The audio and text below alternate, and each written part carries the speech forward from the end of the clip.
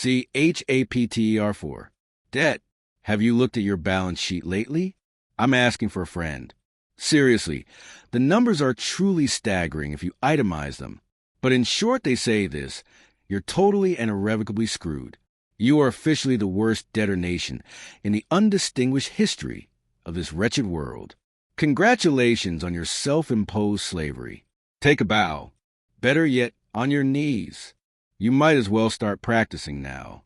Allow me to share the actual numbers with you, if only because it will be yet another worthwhile reminder of how truly awesome I am and how truly toast you are.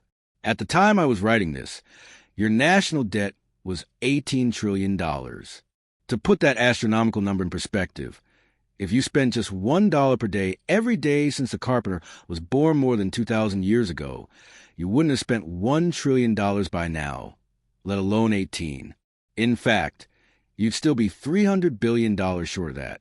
If your national debt were laid out in a single file line of $1 bills, it would stretch from your planet all the way past Uranus. Obviously, there's a joke there, and the joke is on you. By the way, the planet Uranus is almost 2 billion miles away. Good thing for us, there's plenty of your anuses running your government right here at home. Your debt is 103% of your gross domestic product. I won't explain to you what GDP means because we made you too stupid to figure that out. And 540% of your annual federal revenues. This means the most valuable asset in your economy, by far, with no close second, is your debt. Every American household on average is on the hook for $148,000 of that, and only about 5% of American households make that much money annually as it is. This doesn't even count the over $128 trillion in unfunded mandates and liabilities your government will need to fully fund the welfare state and your so-called entitlements, Social Security, Medicare, and Medicaid. That's $34 trillion more than the total net worth of your country. To put that number in perspective, there isn't another nation on earth whose total net worth is as high as your current cash flow deficit. Every household in America would need to pay an additional $580,000 to cover that shortfall, and only 1% of American households bring home that kind of bacon. By 2025, the interest alone on all your debt will balloon to $785 billion. That is roughly the cost of your entire Social Security program at the moment. If the interest you owe on your debt were its own economy, it would be the 28th richest nation in the world, richer than the Philippines, South Africa, Iraq, Belgium, Switzerland, and Sweden, just to name a few, and you show no signs of slowing your roll. In the past 6 years, you've accumulated $7.5 trillion in debt, which is as much debt as you accumulated combined in your first 228 years of existence. There are currently more Americans on food stamps than the total population of Spain. As if all that dread weren't enough, I haven't even shared with you my absolutely favorite stat yet. Communist China, the only nation on earth that comes close to being able to challenge you economically and militarily, owns $1.3 trillion of your foreign debt, because nothing says stupid like making your adversary your landlord. Hey, while you're at it, stop by the gas station and fill her up again. All those who wish to conquer you, in the name of Allah, thank you. And so do I. It turns out the decadence we offered you, that you now enjoy, came with a price tag after all. Santa charged his goodie bag to your credit card. You should have listened to your elders and those crusty old conservatives when they warned you there's no such thing as a free lunch. But once you fully embraced the decadence of your new normal, and many of your bad decisions became incentivized, thus freeing you from their immediate consequences, someone still had to pay for the collateral damage of violating the natural laws of you-know-who. You may naively think your entitlements are free, but the meter's been running this entire time with compounding interest. There are currently 148 million Americans collecting entitlement checks of some sort from a U.S. taxpayer, but there are only 86 million taxpayers working in the private sector paying into the system. Government workers are at best a revenue-neutral transaction. They pay taxes, but taxes from the private sector pay for their jobs. That means there are 70% more tax takers than taxpayers. The outlook here continues to be bleak. Right now, almost 93 million Americans are out of work. That is a staggering number. To hammer home to you just how staggering, Consider that if you're unemployed with their own country, they would be the 15th most populous nation on Earth, bigger than Egypt, France, Italy, and even the United Kingdom. Wait a second. It just dawned on me you probably don't know much of anything at all about those natural laws I just referenced, do you? Of course you don't, because we made sure to remove all that information from your schools. More on that later. In the meantime, that means almost all of you reading this really have no idea whatsoever how this planet works. You're literally the blind leading the blind. This also means you really aren't fully aware of what we've done to you. And if you aren't fully aware of what we've done to you, then that steals at least some of my joy watching you circle the drain. I suppose since your fate is sealed, I can go ahead and let you in on what the generations who founded and built your country understood and submitted to, but which you're either ignorant of or hostile to. It's just too much fun to pass on revealing to you one of the basic fundamentals of your existence that would have preserved your freedom if only you had heard and obeyed. See, our deadbeat dad cares enough about you to tell you no. The same way an earthly parent tells a child not to play in traffic, touch a hot stove, or stick his tongue in the electrical outlet. When your progenitors chose the ways of my master long ago and disobeyed our deadbeat dad in process, they cursed all of their future offspring with defiant spirit. As a result, it is not natural for you to do what our deadbeat dad says is right. Instead, you often crave what he says is wrong. You'll even kill each other for it. Would you like to know what it looks like when nobody tells you no? Then look no further than Detroit. Flashback to the 1950s, when Detroit was the wealthiest city in America. But that is before it decided it could say yes to everything, and nobody and nothing was worthy of saying no to. Now, the city owes over 100,000 creditors and has filed for bankruptcy. It's home to over 70 hazardous waste dumps. Its population is the lowest it's been since before Henry Ford invented the assembly line. It lost 25% of its population in the last census alone. It has over 78,000 abandoned homes, which is more abandoned homes than the second largest city in Montana has people. Almost half the city's residents are illiterate. Roughly 60% of the city's children live in poverty. The violent crime rate is 5 times the national average. Only 7% of the city's 8th graders are reading proficient. The city has less than 10% of the manufacturing jobs it had 50 years ago. 1 of every 3 pregnancies ends with a mom killing her unborn child. Thanks to your belief in your basic goodness, which comes right from my master's encouragement, that you could be like, you know who, if you just follow your own instincts and not his instructions, you become the worst evil ever unleashed upon the creation. Detroit is living proof of this. Honestly, and as a demon I don't use that word often, your capacity for evil rivals even our own. That's a compliment, by the way. Seriously, there are times when your species takes our wicked hints / suggestions and carries them to lengths not even I, the elite demon general in all of hell, have contrived yet. Pro tip. It's not really the devil made me do it as much as it's the devil helped me do it, because you really want to do it all along. We can't make you do anything. We can't even materialize a temporal form on our own, which is why at times we've had to possess yours. We're more like the frosting to your cake. We're merely the additive, not the recipe. Even if we weren't here at all, you'd still be damned all on your own. You already started the fire. We just add lighter fluid. Or, as we like to say down here, more cowbell. But the sentimental sap known as your creator isn't content to leave well enough alone. So just as he sent the carpenter to take the punishment all of you reading this so richly deserve upon himself, he established basic parameters of justice within the creation itself to incentivize right behavior and discourage your preferred behavior.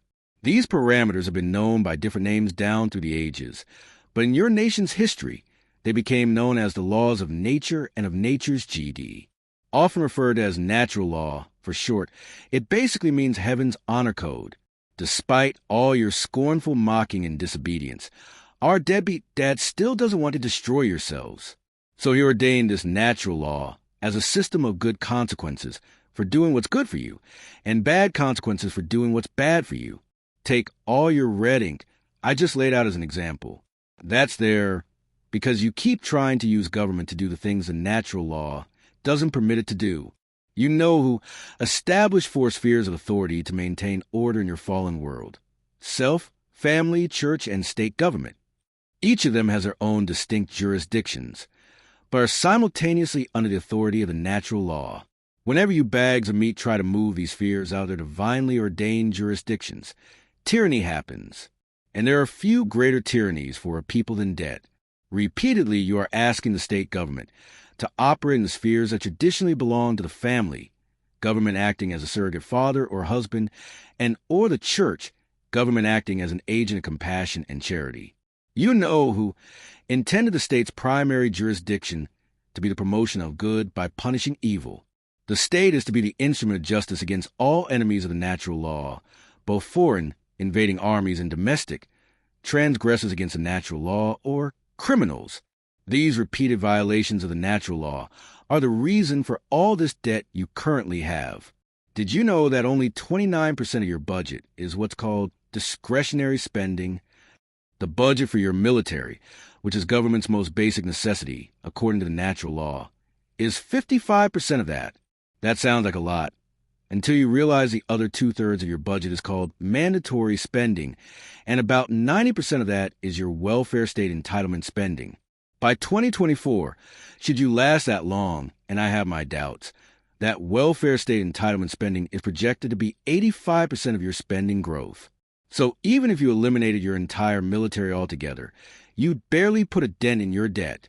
Your attempts to impose charity, which by definition is voluntary, and therefore cannot be imposed via the secular state instead of the family and the church, are literally killing you. It can't possibly work, because our dear old dad wants his creatures to know where mercy and charity truly come from, his love for you and your love for one another. He will not allow any government, especially one following our lead in erasing his name and word from public view, to prosper against a divine plan. The more you foolishly try, the more in debt you become.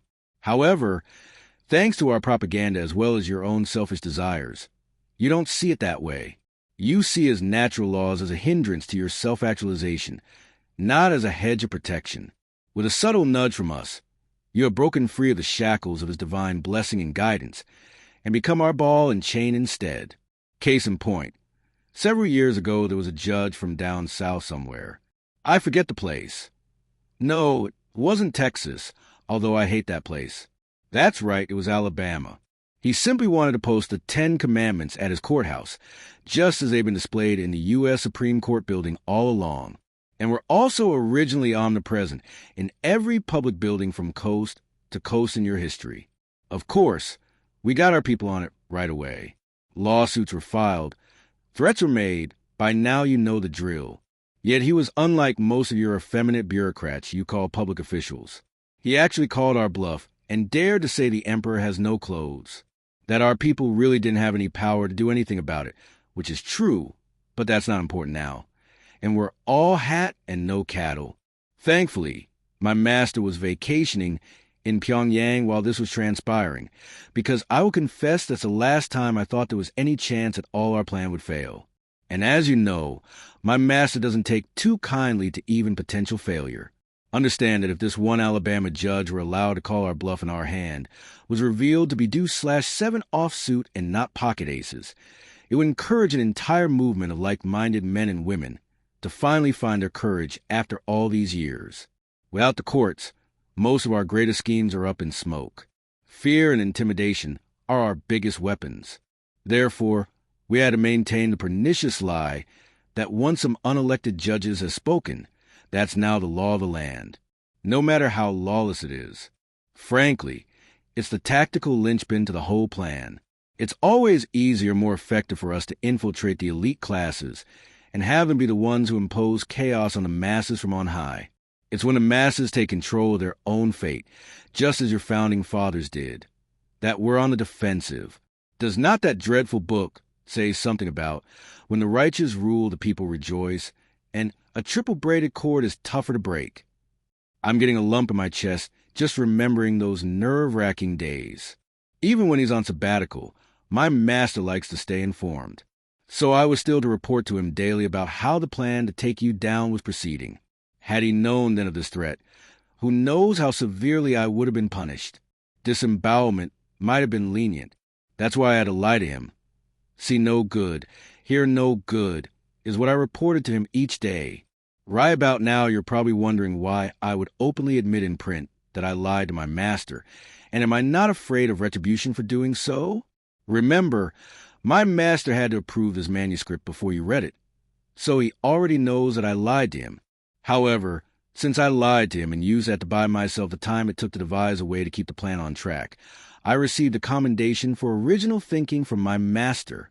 Nevertheless, at the time I ain't too proud to admit I was scrambling.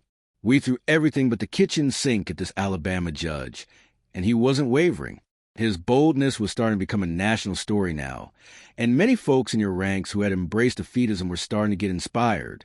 There was even talk of your conservative movement lining up behind this judge and urging the President of the United States from the same political party to stand with him and use this as a galvanizing moment for patriots across the nation. That absolutely could not happen. Thankfully, we had one or two key people on the inside that convinced a few others if the precedent of this judge standing up to our big lie was allowed to stand, then you folks were going to demand similar boldness from the rest of your governing class in the future once this example was set. And that boldness could come with a steep price, including the loss of their major fundraising streams and even their elected offices. If there's one constant in the universe, it's the fecklessness of a politician. Better for one man to die than for our whole nation. See that a scam, to perish, is still one of my favorite lines in that dusty Bible most of you rarely read. Thus, I played our tried-and-true trump card once more, and it came up aces.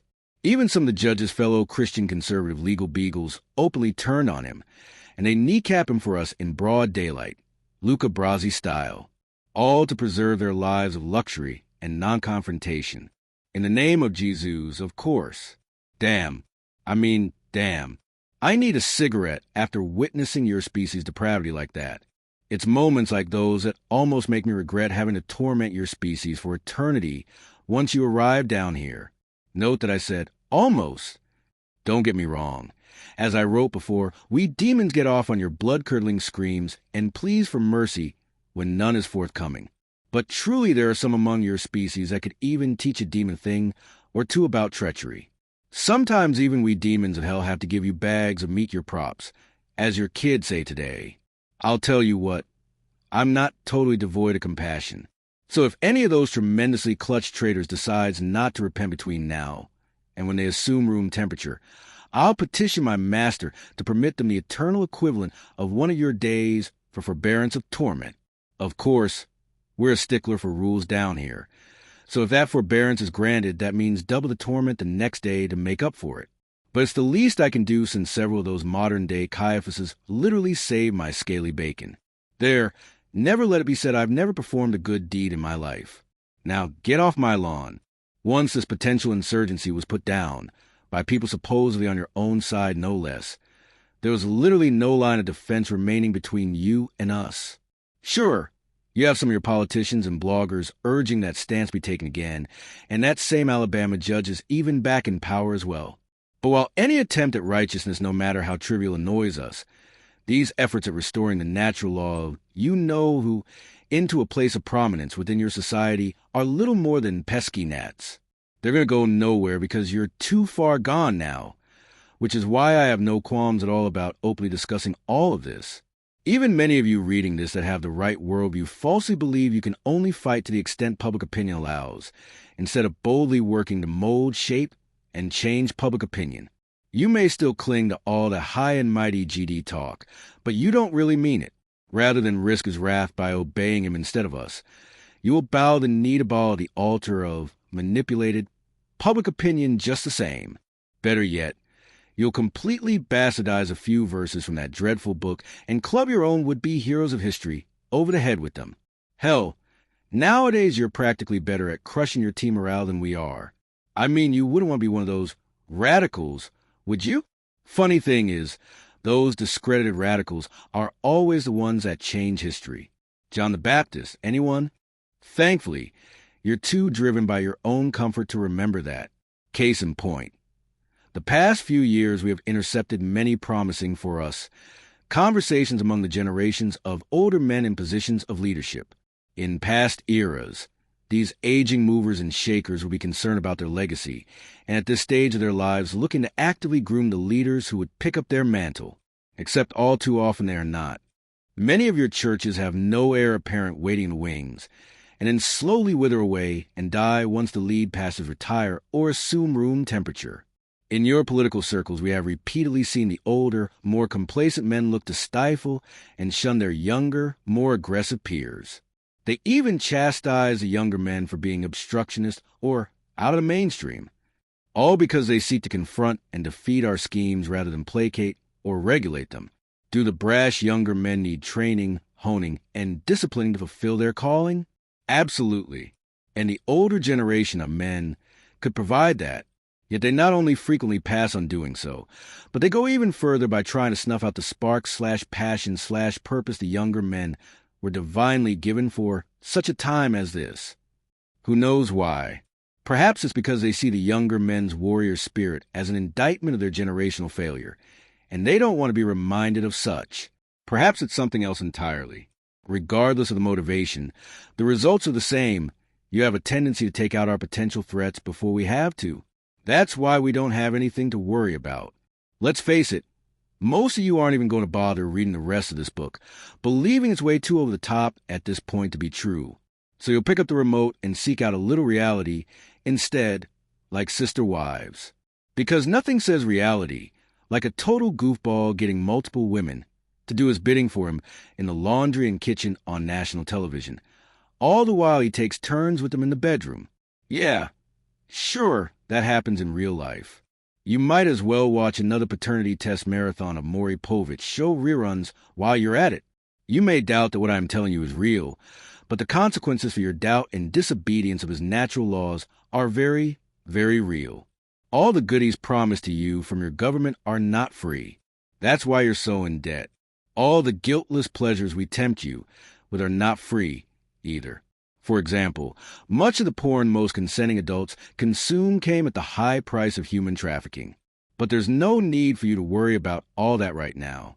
For now, just sit back, relax, and enjoy the show. You don't have to worry about paying back that debt until you get down here. But you should know that down here paybacks are a female dog. And she has a nasty bite.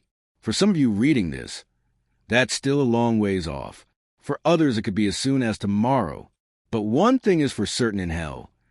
You can check it any time you like, but you can never leave. See Chapter 5. Dunces. Among my recent favorites of your movies is one very few of you actually saw, which means you missed out on a chance to preview your very near future. The movie is called Idiocracy. It is parody of what happens to a culture that has been dumbed down to become a mindless herd of low-information voting, sex-obsessed miscreants, and lazy bums. You know, like your culture is currently becoming. Unintentional self-fulfilling prophecy is always the best. You are way down this road to perdition now, and it's too late to turn back. But had you listened to your founding fathers and not to us, it would not have been so. See, they established two defense perimeters, the church and the schools, to prevent someone like, well, me from taking you down from within. While we're always hard at work in your churches and have turned a good many of them into little more than do-gooder money changers, that's still a long, hard road. The carpenter is particularly problematic when it comes to sticking his nose into our business where your churches are concerned. He has a tendency to fight for your churches the way a devoted husband fights for his wife. The carpenter is quite ferocious when he wants to be, and nothing like the harmless hippie shaman of antiquity we've sold him to you as. He's also just a little bit possessive about the church, which explains why we've never been successful at completely overturning that corporate institution. Even during the Dark Ages, or whenever a culture goes morally dark like you're about to, there's usually at least a remnant of the self-righteous remaining to pester us right to the bitter end. Thus, we've adjusted our goals where churches are concerned. As we say here in hell, if at first you don't succeed, lower your standards. So our expectation for your churches is simply to turn enough of them our way to get them fighting among one another, and or to make sure we've got at least some people who look and speak like church folk representing us and our message to the culture at large. And hot damn, don't we have a whole battalion of such folks at the moment? especially in your seminaries, ironically enough.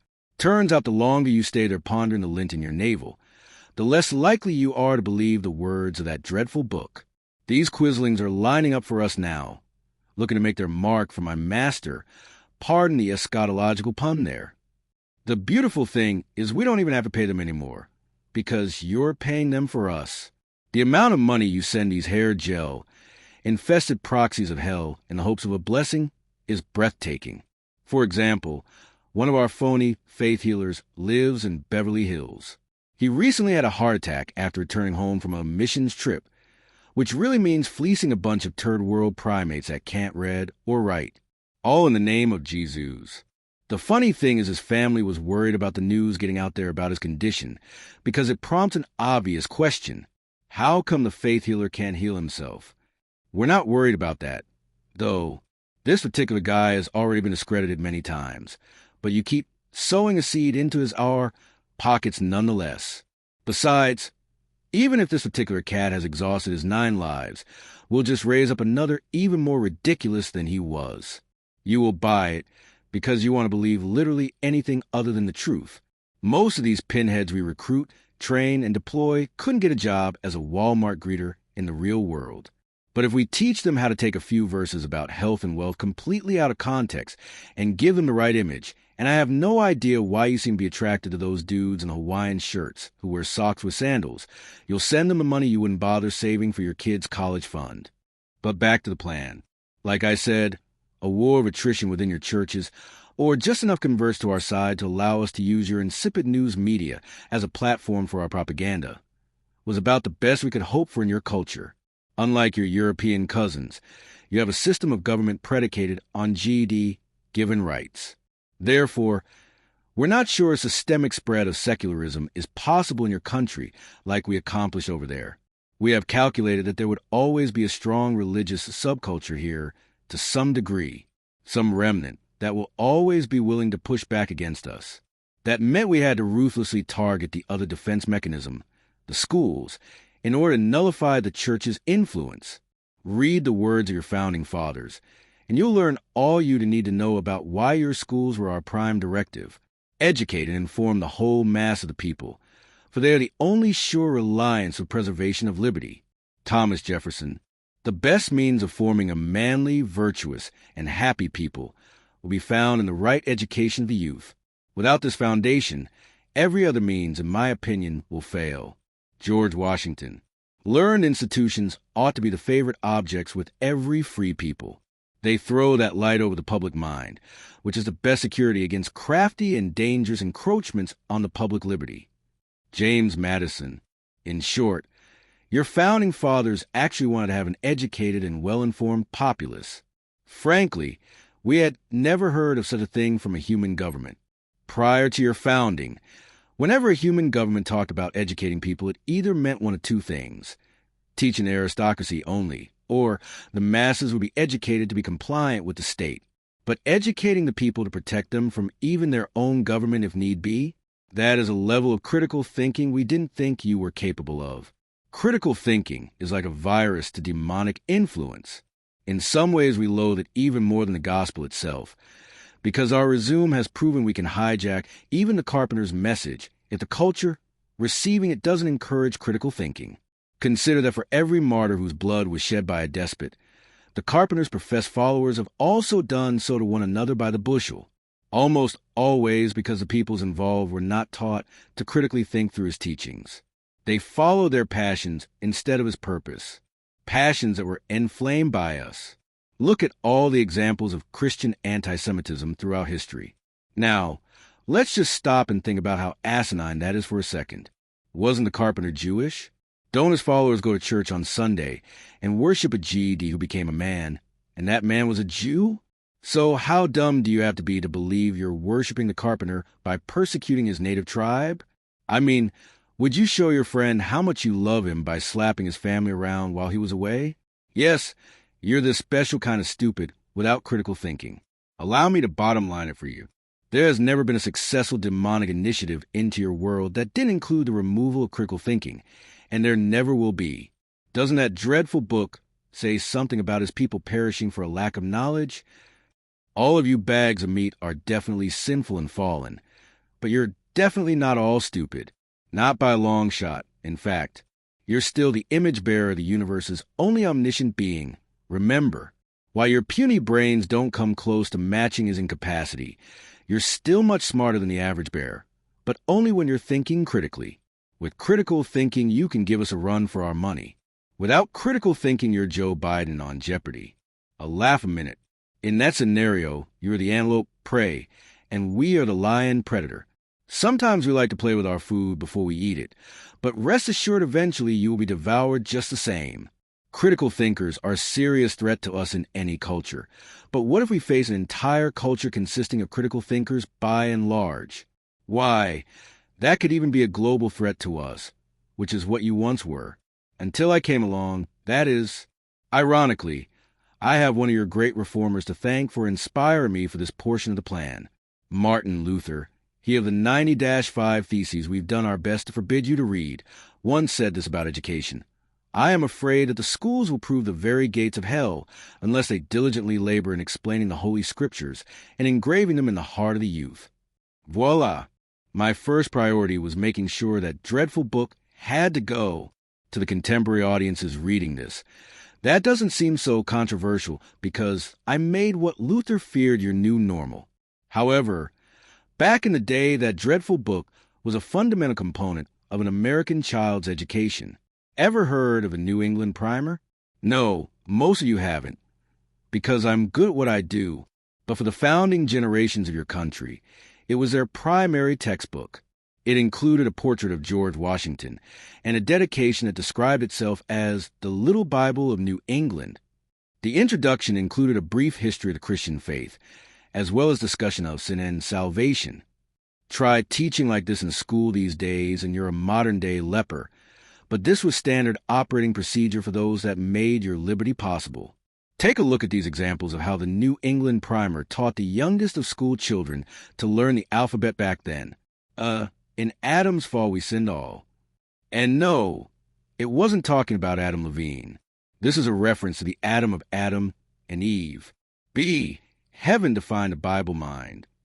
C. Christ crucified for sinners died. D. The deluge drowned the earth around. The deluge refers to Noah's flood. E. Elijah hid by ravens fed. Elijah was one of Israel's peskiest prophets. J. Jesus did die for thee and I. L. The lion bold, the lamb does hold. Since most of you don't know what that is a reference to, the carpenters referred as both the Lion of Judah and the Lamb of Gedi in that dreadful book you no longer read. N. Noah did view the world old and new. P. Peter denies his Lord and cries.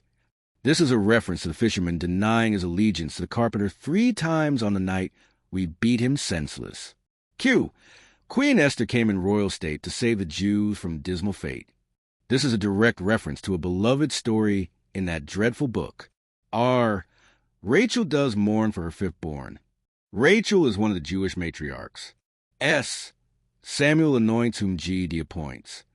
Samuel is a judge who anoints David as king of Israel by the authority of you-know-who. U. Uriah's beautiful wife made David take his life. Uriah is the husband King David had sent off to war to die, so that he could steal his wife, Bathsheba. Z. Zacchaeus did climb the tree for our Lord to see. This is a story about a little dweeb so desperate to see the carpenter, he risked his life for a passing glance. Yikes! And people think we're guilty of indoctrination? Well, what do you call this? The schools established by your founding fathers sought to introduce the next generation to our dear old dad and the teachings of that dreadful book right away. The reason being is they viewed it as the antidote to our ability to poison you, as we had every other great civilization in history up until that point. And they were right, emphasis on were. This encouragement of critical thinking even carried over into civic affairs. For example, at the time your Constitution was being debated for ratification by the states, a few of your founding fathers published what later became known as the Federalist Letters. These were a series of treatises published in newspapers throughout the original 13 states, explaining the meaning of your Constitution and answering challenges to its provisions as well as concerns about its wording. Today's law school students struggle to grasp the meaning of these essays, which contain some of the highest level prose your species is capable of. However, these essays were originally written for an audience with an 8th grade education back in the latter 18th century. That was typically the age young adults either finished their education and became a laborer, farmer, family trade, apprenticeship, etc., or went on to college for more formal study, law, medicine, seminary, etc. Many of those colleges were what you refer today as Ivy League schools, and all of them were originally founded as seminaries or with the spreading of the carpenter's gospel as one of their main missions. That's right, your Ivy League centers of elite secular enlightenment were originally founded as the training ground for the GED squad. Fun fact, Harvard's original motto was Truth for Christ and the Church. Today the motto has been shortened to just Truth, thanks to political correctness. And if you're bowing the knee to political correctness, which is really just the same prohibitions against critical thinking we've always used, but we updated just for you, then unvarnished truth is most likely in short supply, unless it's a truth from a certain, pre-approved by yours truly, point of view. Indulge me a moment as I brag once more. A few paragraphs ago, I referenced the Federalist Letters. However, there is no such thing. They were actually called the Federalist Papers, yet I've done such a thorough job of blinding you to your birthright you didn't even notice. Hell, I could have called them the Penthouse Forum, and you nitwits probably wouldn't have known the difference, but just nodded right along. I'm just that good. So, what were the Federalist Papers, by the way? Now, please don't mistake even a modicum of respect for my opponent with reverence for the subject matter, for those are two totally different things. As someone whose only reason for being is to extend my master's dominion, I hated all that drivel about liberty found within those words. Nonetheless, in spite of myself, I had to respect the effort those meatbags made to transparently rally their fellow primates to form a more perfect union. That transparency is quite the contrast from what you see from your government today, which of course I deserve at least some credit for as well. If you want to create disunion, you first have to create distrust, and nothing does that better than a lack of transparency. The same founding fathers who viewed it as their duty to provide that transparency also commissioned the printing of Bibles and appointment of chaplains as two of this new nation's first official acts.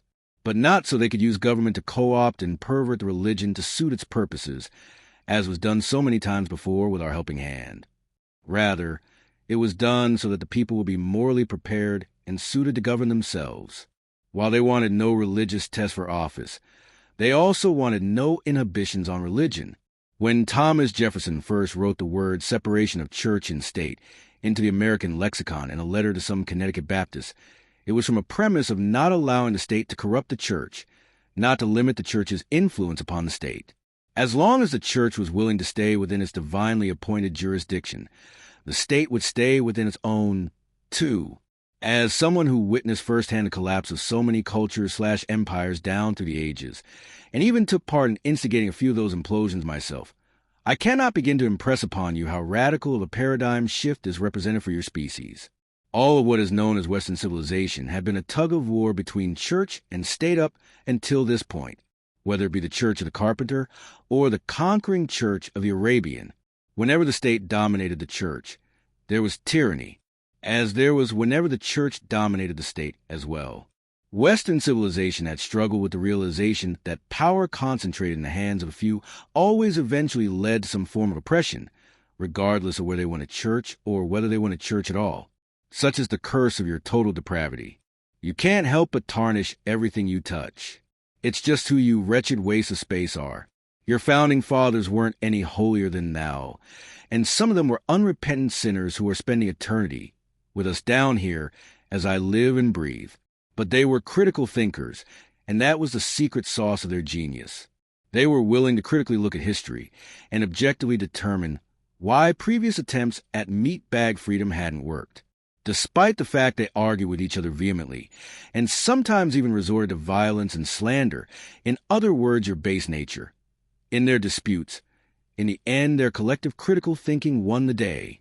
That collective critical thinking is what prompted them to unleash the full power and influence of the church and that dreadful book upon the general population, despite the fact several of them had unorthodox religious viewpoints themselves. John Adams wrote your Constitution was only suitable for a moral and religious people. Washington wrote that of all the dispositions and habits which lead to political prosperity, religion and morality are indispensable supports. Yes, several of your founders were also flaming hypocrites, signing off on the notion all men are created equal during the day before returning home to lord over their Negro slaves by night. Yet even here their critical thinking won out, because by giving the church the freedom to speak prophetic truth to power in the culture, they eventually sowed the seeds for the righting of that wrong. For it was out of your blasted churches that the abolitionist movement was born. If the church wasn't free to do its thing in your country, that would have never happened. You'd probably be materialist and totalitarian. And if you managed to have a cadre of the Carpenters' followers, they'd largely be underground and lack cultural influence. In other words, I just described modern-day China. You know, all this talk of slavery reminds me of some good times back in the day. Back then, when my batteries needed recharging, I used to attend slave auctions. The complete and total hopelessness on the faces of those being sold into bondage was always good for giving me a second wind, especially when the families were separated right there on the spot. The children would cry a river of despair, and the screaming pleas of their mother begging for her babies was like a demonic lullaby, soothing to the soulless. If the father was still in the picture, he would usually try to play the hero, and then he would be beaten to within an inch of his life for it. If I was really lucky, sometimes the whole family would be excoriated right then and there, all at once. Oh, just in case you were wondering, the family that is beaten together doesn't usually stay together. Most of the time they'd be separated for good right after being brutally beat down, often never to see each other again. There's really no point in me bringing those experiences up right now in the context of our current conversation, except to remind you of who you're dealing with. Never forget that I will do far worse to you down here for all of eternity if you give me the chance. And I pray you do, pardon the pun. I'll make 'em on Goeth and Schindler's List look like the Easter Bunny if you enter into my sandbox. Welcome to my pain cave, where I'll bludgeon you, just because I have chosen not to be in a constant state of rage and or venting, but at times throughout this book have chosen to be articulate, so that even you bags of meat can comprehend what I'm saying. Doesn't mean that I am not always evil personified. Even when I am courteous, there is a dastardly motive behind it. I am my master's son. Unfortunately, thanks to the critical thinking of your flawed but wise founding fathers, the savagery of slavery went away. Though several of them owned slaves, they instituted the very system and culture that would eventually arise to correct their unspeakable error. Fortunately, slavery has been replaced by a different barbarism in your day. More on that later. The critical thinking of your founding fathers established a framework where the greatness of America lies not in being more enlightened than any other nation, but rather in her ability to repair her faults. I normally don't give bags of meat any credit at all, and have no qualms about stealing their material and calling it my own if one of your blind squirrels finds his acorn. However, in the case of Alexis de Tocqueville, I'm going to make an exception by citing him as the source of the above quote. It is yet another vivid reminder of just how far down the rabbit hole you are, all thanks to me. De Tocqueville was a Frenchman who came to America in the early 19th century to observe why self-government had already taken root in your country, while it was struggling to do so in his. Since this was roughly the same time the reconnaissance phase of Operation Take Down America was wrapping up, I decided to follow him around and compare notes, especially given the fact another one of my fellow demon generals had successfully taken the French Revolution off the rails right from the outset. I won't name him since we've been bitter rivals for centuries now, each vying for the supremacy of my master's approval. Now that I'm confident my successful dismantling of your country will surpass his accomplishment in France. Forgive me, demons pass out compliments to one another rather begrudgingly at times. I have no qualms about mentioning it here. See, this rival of mine listened to my immediate concerns about the way your country was founded and the pillars it was being founded upon. Once it became obvious the French were being influenced by your revolution, and why wouldn't they when they played a key role in the success of your cause? He had the foresight, there I said it, to immediately begin polluting the revolutionaries there. He smartly, I suppose, saw to it that the average schmo in France saw the church and the hated aristocracy as one entity. Moreover, our propaganda made the case the aristocracy was even being upheld by the church, and without the influence of the church, the very monarchy itself would collapse. So while your revolution blathered on about GD given rights, and we have no king but Jesus, the French stormed the Bastille on behalf of power to the people.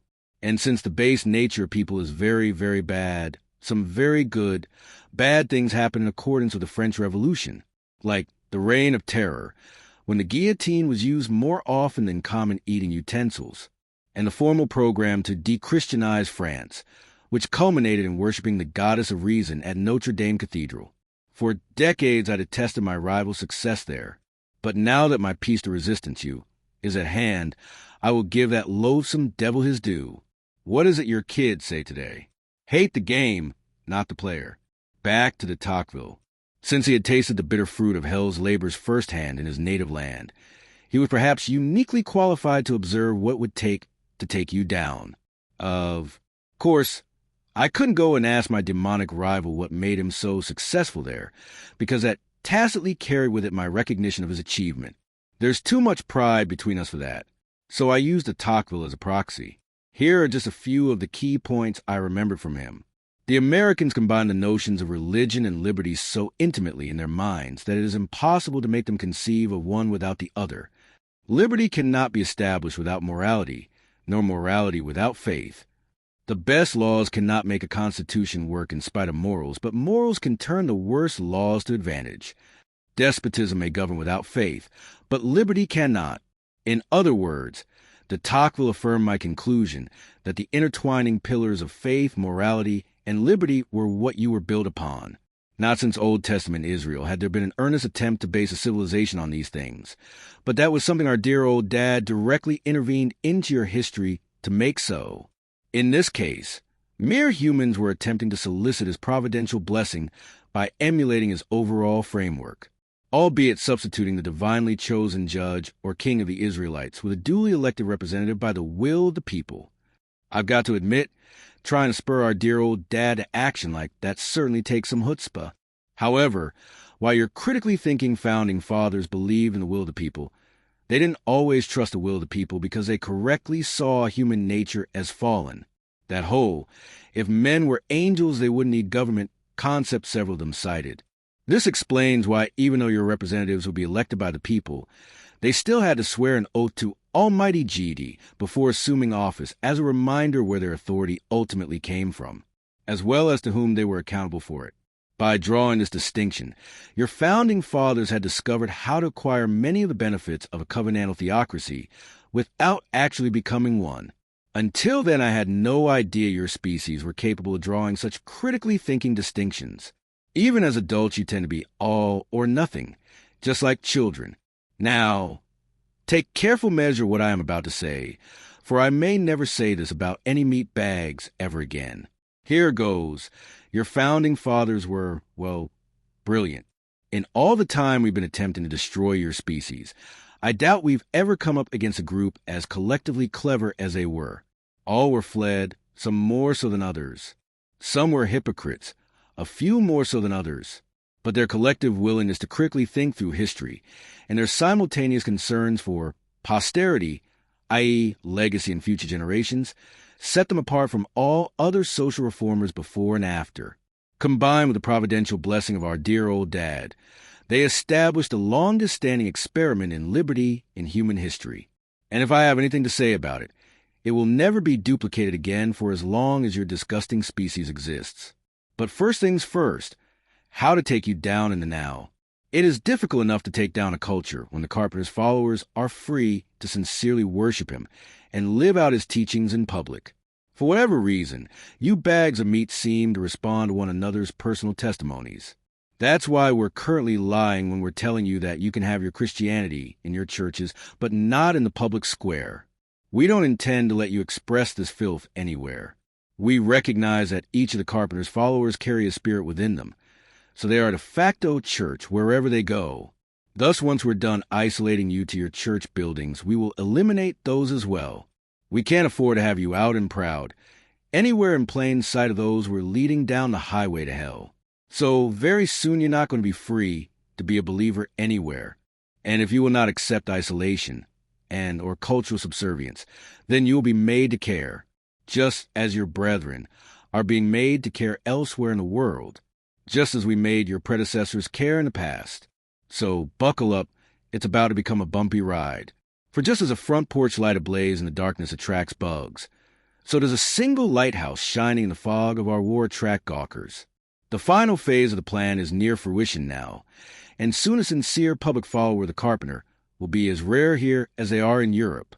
You will be driven into the cultural ghetto, and your stateliest churches will be converted into shops or mosques, like they are already in Europe.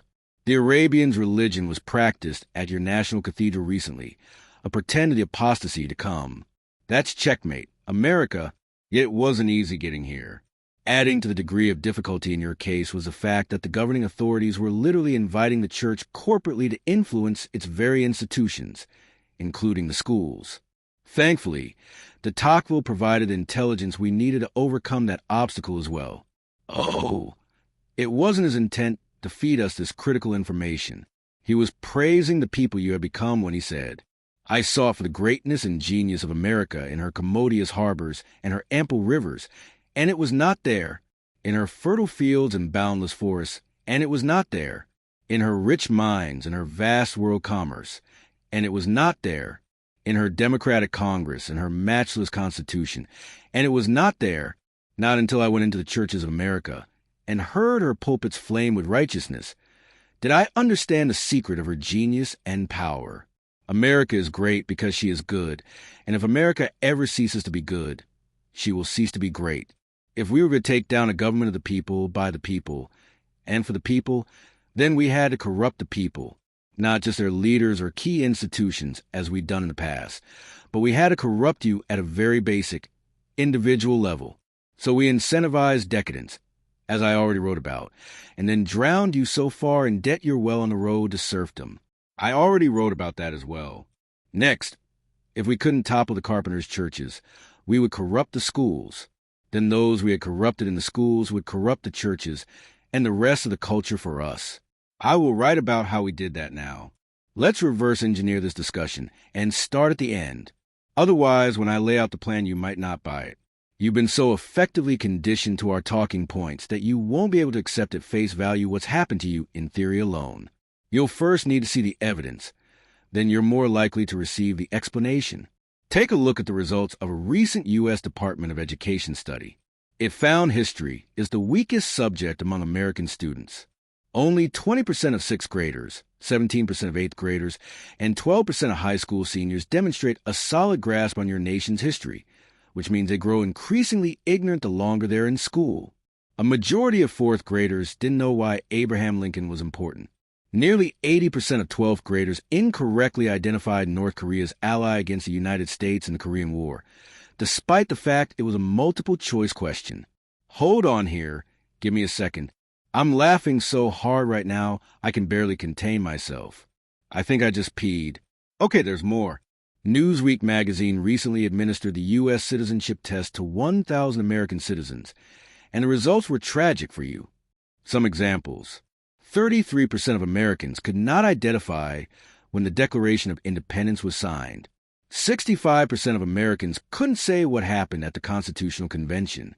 80% of Americans didn't know who was president during World War I. Xavier University did a similar national study of Americans using the U.S. citizenship test. Only 1 in 3 Americans correctly answered at least 6 of the questions, which is required for a passing score. That's right. 2/3 of American citizens couldn't pass a U.S. citizenship test. Oh, come on. Don't get so discouraged that you stop reading at this point. Be a good sport and take a look at some of these specific findings. 59% of Americans could not name one enumerated power of the federal government found in the U.S. Constitution. 62% of Americans could not name the governor of their state. 85% of Americans did not know the meaning of the rule of law. 75% of Americans could not answer the question, what does the judiciary branch do? 71% of Americans were unable to identify the Constitution as the supreme law of the land. 62% of Americans could not name at least one of their 2 U.S. senators. 62% of Americans could not name the Speaker of the House. Can you say low-information voter? You become a nation of idiots with high self-esteem. In other words, you're really stupid, but that's okay because at least you feel good about yourselves. However, we haven't yet come to the best part. A nation of idiots that elects its own leaders ends up voting idiots into office. For confirmation, this is a flow chart to your idiocracy. Take a look at a sample of the results of this survey from the Intercollegiate Studies Institute of 165 Americans who have held public OFFI. Only 49% could name all three branches of government. Only 46% knew that Congress, not the president, has the power to declare war. Only 15% knew the phrase separation of church and state never appears in the U.S. Constitution. Only 57% knew what the Electoral College was, and 20% of those that didn't thought that it was a school for training those aspiring for a higher political office. Now give me the recognition I so richly deserve. Although the joke is at your expense, even you have to think that's funny. Of course, I could belabor the point by highlighting how paltry your math and science scores are compared to the rest of the industrialized world. Remember those dumb Polak jokes you used to hear before our political correctness grabbed your culture by the short hairs? Well, it turns out you now rank below Poland in math, science, and reading scores. So I guess you should really be telling dumb Americano jokes instead. Truth in advertising, after all. Still, that's merely the icing on the cake. There are plenty of nations that produce brilliant scientists and mathematicians that are essentially satellite states of hell. It doesn't offend us at all if you're what's considered book smart, provided those book smarts distract you from sincerely pondering those most meaningful questions that determine your eternity. We didn't set out to dumb you down so completely, only to rob you of your birthright, so we could conduct a successful cultural hijacking. As a bonus, along the way we ended up making you the dumbest superpower of all time, which means the clock is ticking on your superpower status. How did we do it? There are two defining years in Western civilization, 1517 and 1859. Let's start with 1517. Earlier in this chapter, one mentioned the name Martin Luther. It was in 1517 that he sparked what became known as the Protestant Reformation. Regardless of where you stand theologically, your nation would have never stood at all if it weren't for that crass kraut. The end result of what he started that day in 1517, when he nailed his sanctimonious ramblings to a door in Wittenberg for all to see, was making the putrid words of that dreadful book accessible to all for really the first time in your history. That is what set the wheels in motion for much of your history. In 1999, your History Channel ranked the Kraut the third most influential person of the millennium, noting that without the Protestant Reformation there would have been no scientific or industrial revolutions, which are responsible for most of the societal benefits you've been enjoying, until your imminent collapse. By the way, number one was Johannes Gutenberg, for without the printing press that he invented, the Kraut would have been executed like so many wannabe reformers before him. Gutenberg's innovation made it possible to get information out to the huddled masses, when previously information flowed only through elite filters, several of them handpicked by us, of course. The year 1859 was more to our liking, because that was when son of a humanist and a Unitarian, I apologize for the redundancy, named Charles Darwin published his On the Origin of Species. Now, this was much more than just a scientific critique seeking the origins of human life. Notice the subtitle, The Preservation of Favored Races in the Struggle for Life. That sounds more ominous than just an earnest scientific inquiry, does it not? Of course it does, which is why we loved it. Darwin's scientific inquiry was setting the stage for the chaos to come. His follow-up work, The Descent of Man, came straight from our playbook. Consider this quote loaded with repercussions. At some future period, not very distant as measured by centuries, the civilized races of man will almost certainly exterminate and replace throughout the world the savage races. The break will then be rendered wider, for it will intervene between man and a more civilized state, as we may hope, than the Caucasian, and some ape as low as a baboon, instead of as at present between a Negro or Australian and a gorilla. According to your elites, us, Darwin is a mosaic figure whose writings are akin to the original stone tablets the stutterer came down the mount with. Yet here he's openly advocating for what can best be described as a basis for white supremacy. Here's another delicious Darwin quote from the same book. Hence, we must bear without complaining the undoubtedly bad effects of the weak surviving and propagating their kind.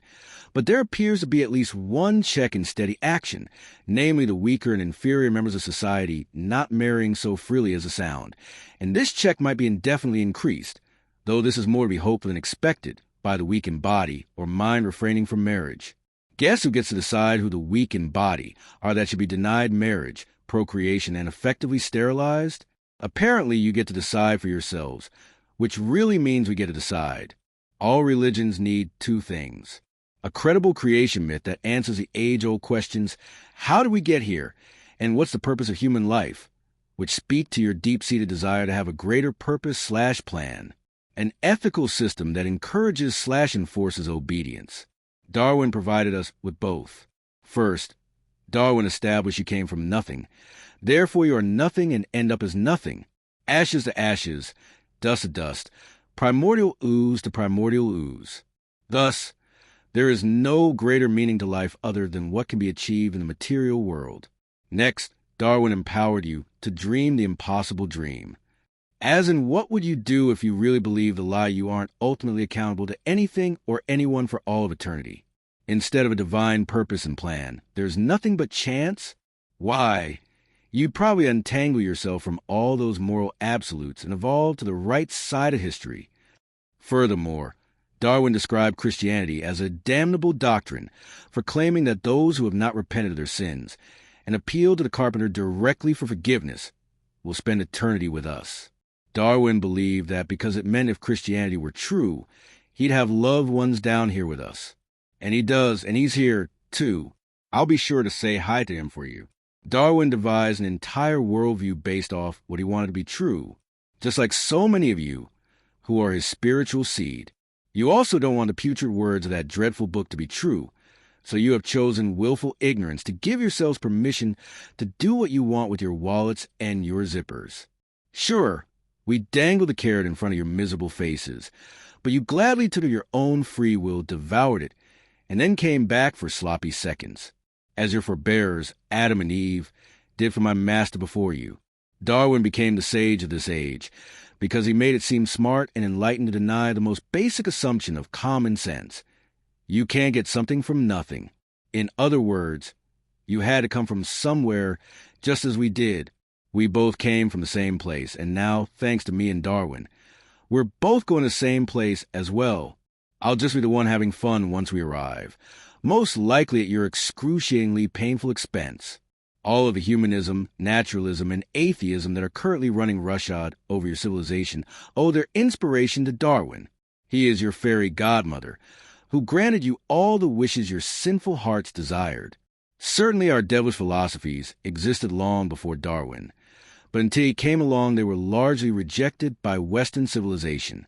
With Darwin, we realized that just creating competing religious systems wasn't going to be sufficient in taking you down, because anything at all that encourages you to seek a higher power can more easily be directed to the one and only higher power. Once the premise is established, a higher power exists at all. Gloriously, Darwin and his progeny, Marx, Nietzsche, Freud, Dewey, Sanger, Lenin, etc., gave us the intellectual bona fides to convince you that you were your higher power. But let's face it, you didn't take too much persuading, so let's not give old Chuck, that's what we call him down here when he's being tormented, that much credit. After all, you want to be unshackled from the commandments of our dear old dad every bit as much as we do. We even made it progressive to embrace this magical thinking. I mean, no one would see a penny lie on the sidewalk and just assume it had randomly evolved into its current form completely on its own over millions of years. Anyone who asserted such a thing would be considered crazy. However, if you make such a fantastical claim about a far more complex creation, like the human being in this case, you're suddenly a candidate for tenure at every institution of higher unlearning. One by one, our progressives began taking over your institutions and zealously purging your thinkers from them like any good rigid fundamentalist would do. Our first major victory came in the late 19th century, when we started taking over the leading law schools like Harvard. At the time of your founding, the law that was taught to the generations who formed your country was natural law, or what your Declaration of Independence refers to as the laws of nature and of nature's deity I previously wrote about. The way this played in your law schools was adopted from the writings and teachings of men like Augustine, Aquinas, Locke, and Blackstone. They rightly observed that our dear old dad had embedded certain self-evident enforcing mechanisms into the creation in order to restrain evil, as I previously explained to you as well. In other words, there would be consequences for doing bad things in order to discourage you wretched bags of meat from utterly destroying the place. This legal theory posited that the natural law was originally revealed to the stutterer in the 10 Commandments. Yes, originally your civic laws were based on the principles revealed on those stone tablets, and I could quote you voluminous writings of your founding fathers to confirm that. You just don't believe me because I made sure you were no longer being taught that in school.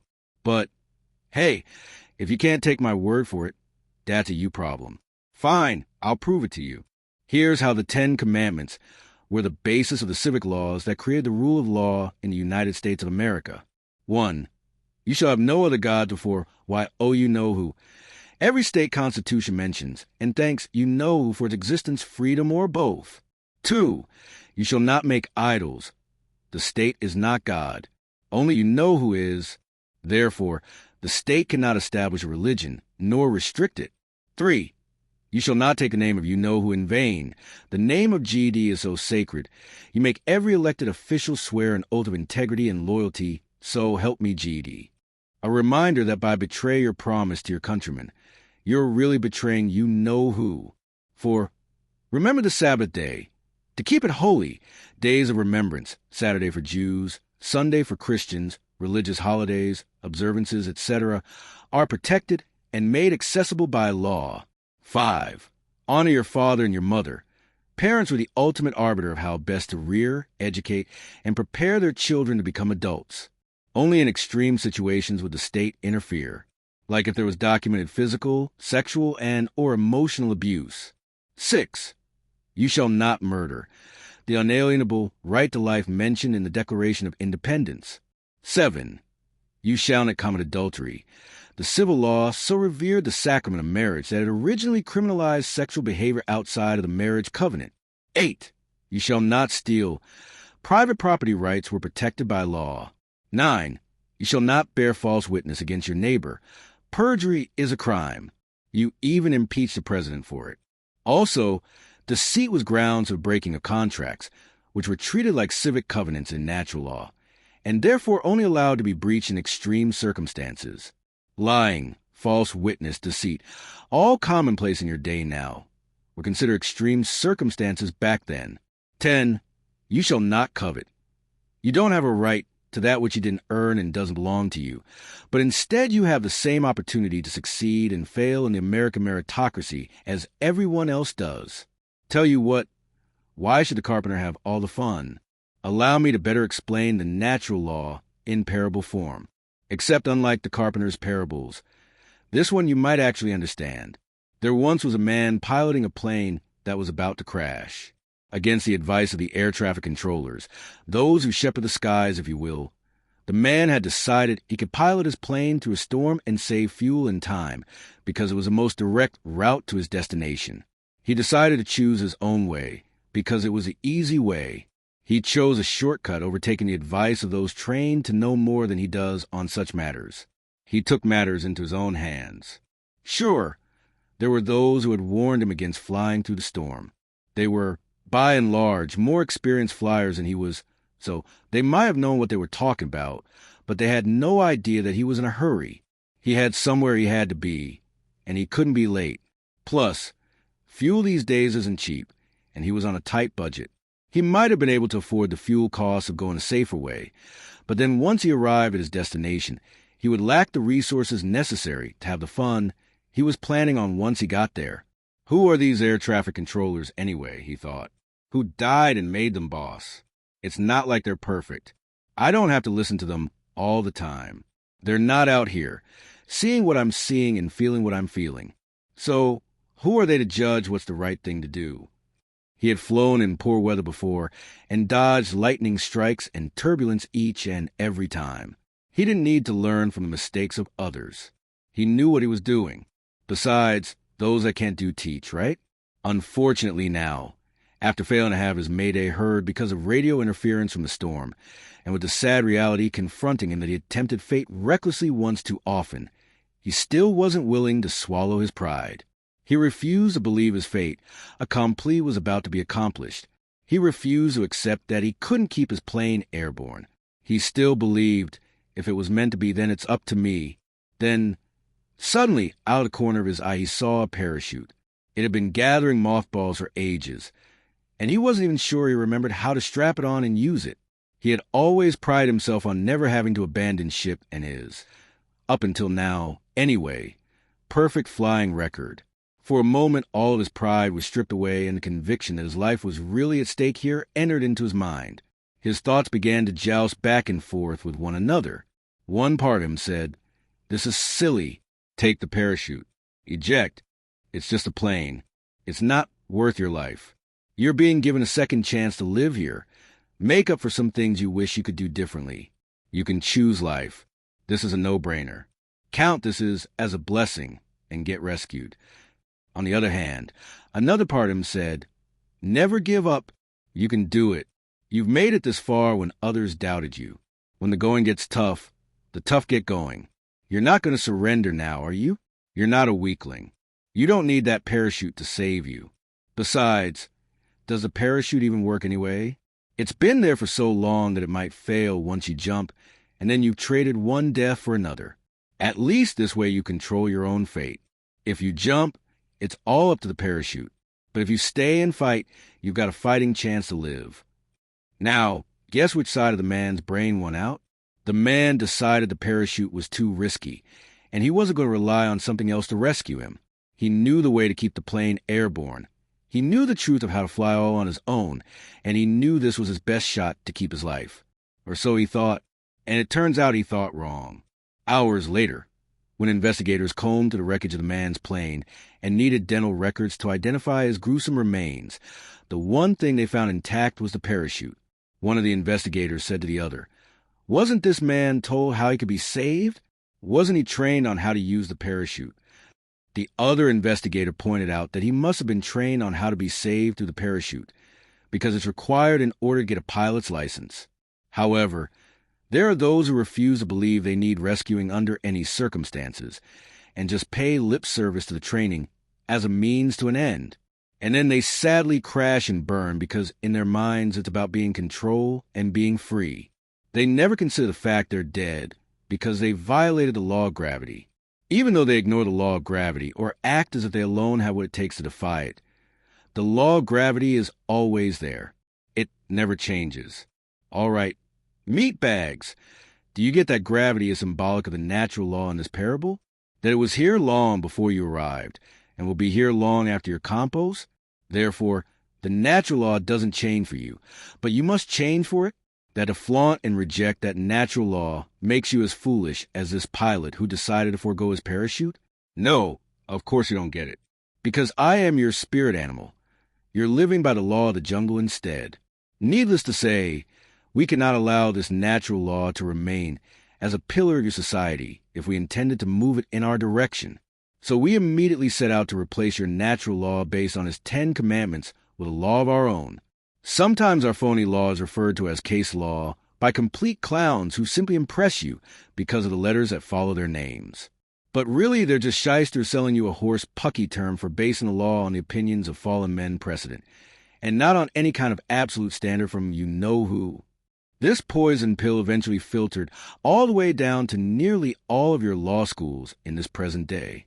And now, a century later, outside of a few pesky ingrates like the ones in Alabama, you can barely find a judge or a lawyer who hasn't been worked over by our schemes, regardless of their politics.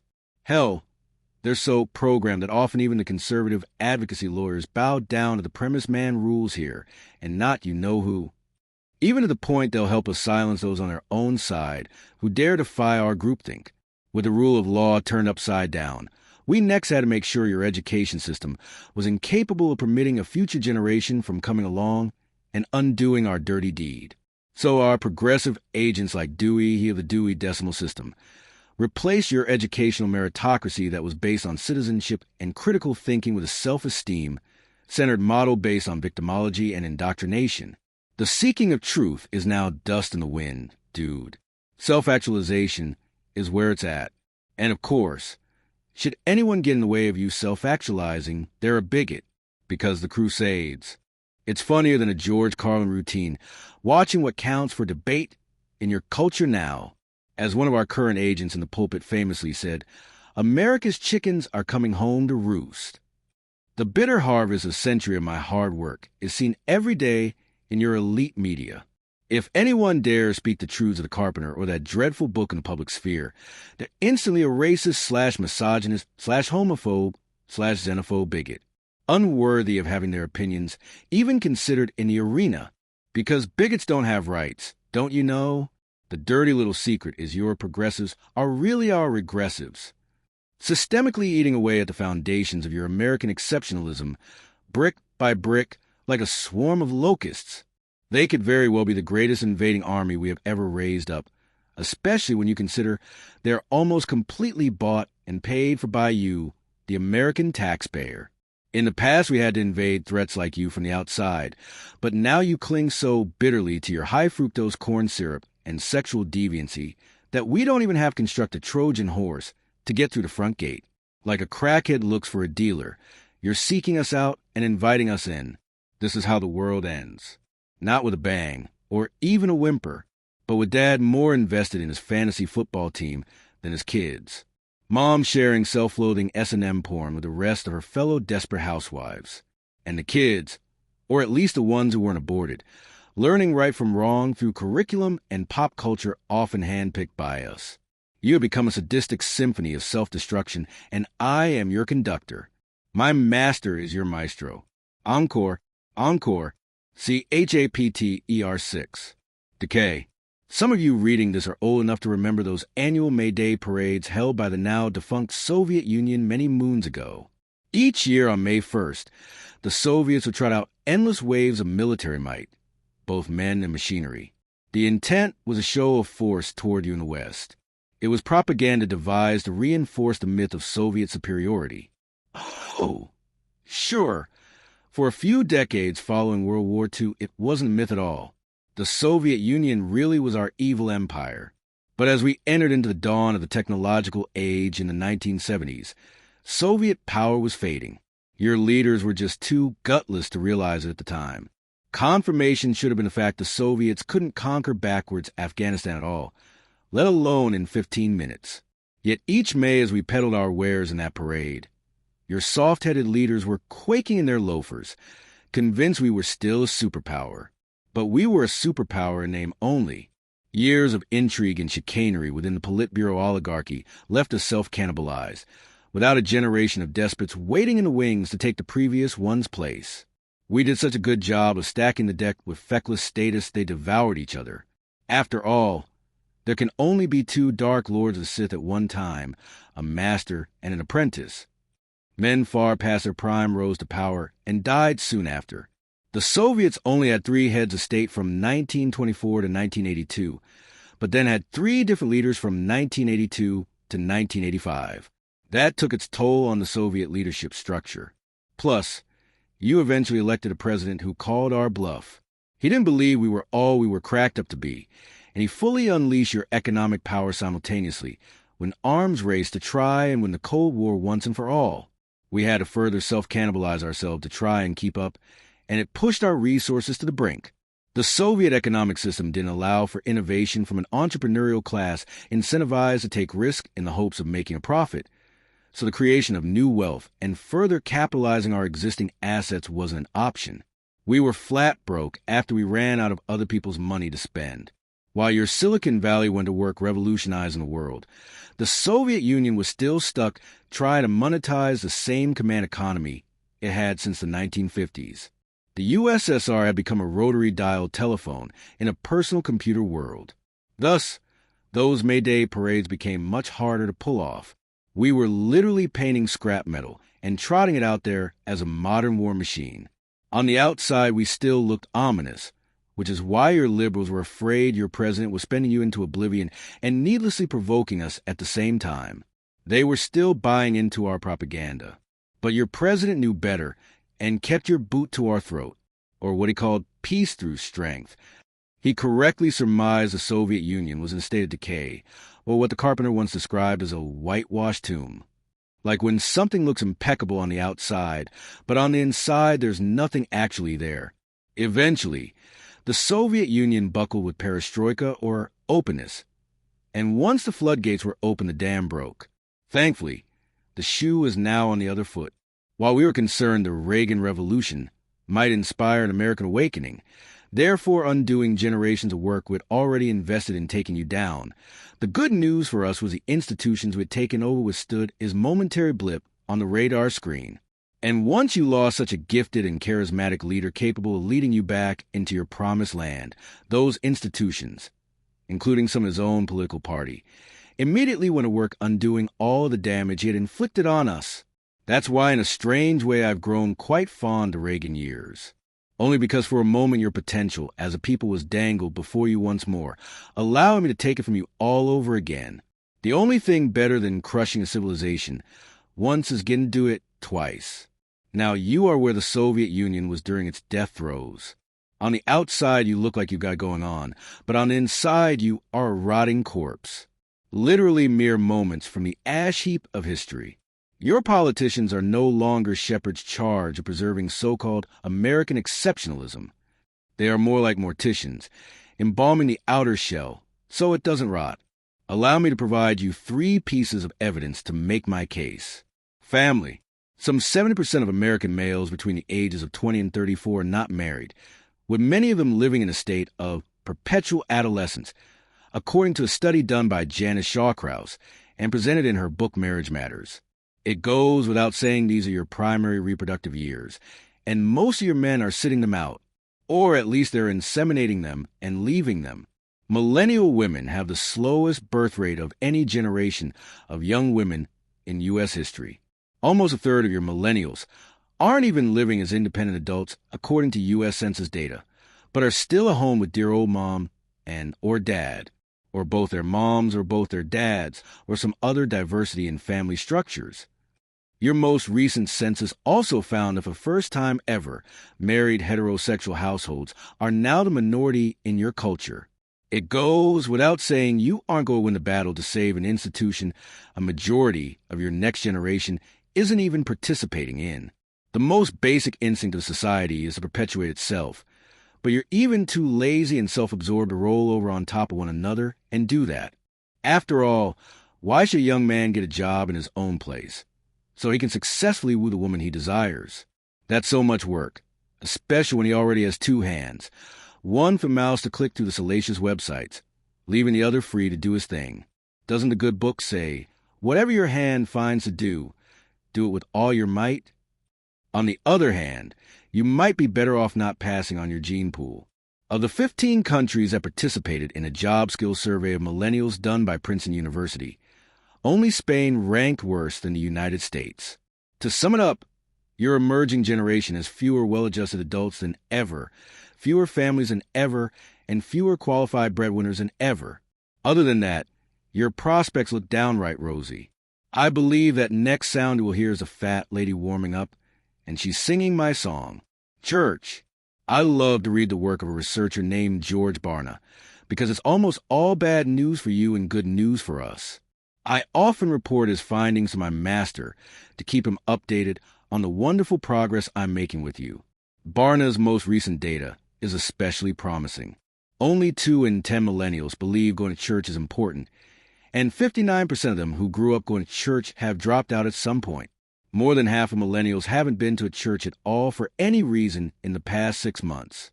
Only 36% of Americans consider themselves regular churchgoers, with regular churchgoer now defined as people who show up once every 4 to 6 weeks. Less than 10% of Americans still believe in the core teachings of that dreadful book, believing that absolute moral truth exists. The Bible is totally accurate in all its teachings. My master is considered to be a real force and not merely symbolic. A person cannot earn their way into heaven by good works. The carpenter lived a sinless life on earth, and you know who is the all-knowing and all-powerful creator who still rules the universe today. Allow me to translate for you what this means. You're toast. Good luck having a government based on GD. given rights in a society that no longer believes and obeys GED. If you don't have GED, given rights, then the government owns your backsides. And since we own the government, that means we own you. Political parties. In a representative republic such as yours, political parties are necessary evil.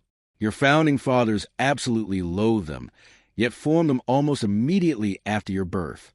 I remember Jefferson's winsome line, "If I should go to heaven only with members of a political party, I would rather not go at all." Since the end of your Civil War, your country has been ruled by a two-party system. Thank you for narrowing it down for us. By the way, it's much harder to corrupt multiple entities all at once. But once it was narrowed down to two, that meant we really only had to corrupt one of them. Because a two-party system will eventually become a duopoly even without our help. All it takes is establishing an entrenched ruling class of career politicians who care more about maintaining their own gravy trains and bashing each other's brains on the issues. You'll do this without us because it's just your way. As historian Bill Feder points out, your fallen nature alone makes it so that you always end up devolving from change to chains. Or, as one of my favorite pop culture villains says, you were made to be ruled. That is now your political culture by and large. And in the places where that's not the case yet, it soon will be. The phony, welfare state money we discussed a few chapters back is just too good to pass up. Your political system is now like pro wrestling, with each side playing their role of hero/heel to the hilt for the camera, depending on the huddled masses that need to be manipulated at the time. But it's all for show. Once the lights are off, they're bosom buddies as they huddle together with their donors, i.e., pimps and sugar daddies, many of them giving tons of money to both sides.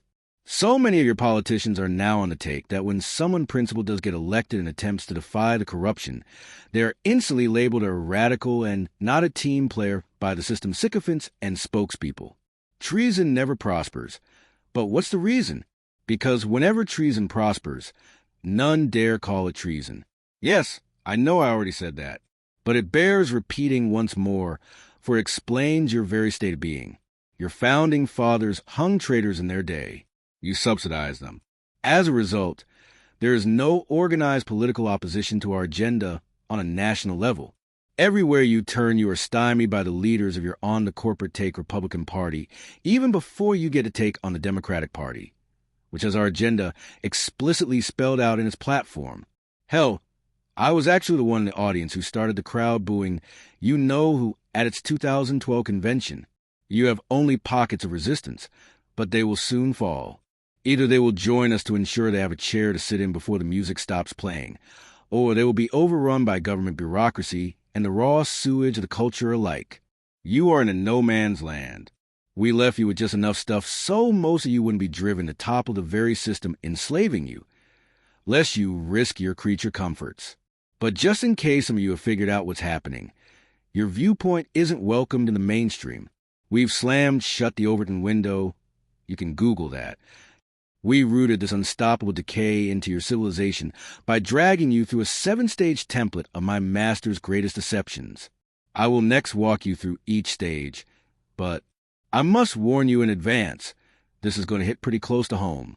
Stage 1, Gnosticism, from the Greek word for knowledge, convincing you that you know who is holding out on you and hasn't told you all you're entitled to know, is my master's original deception.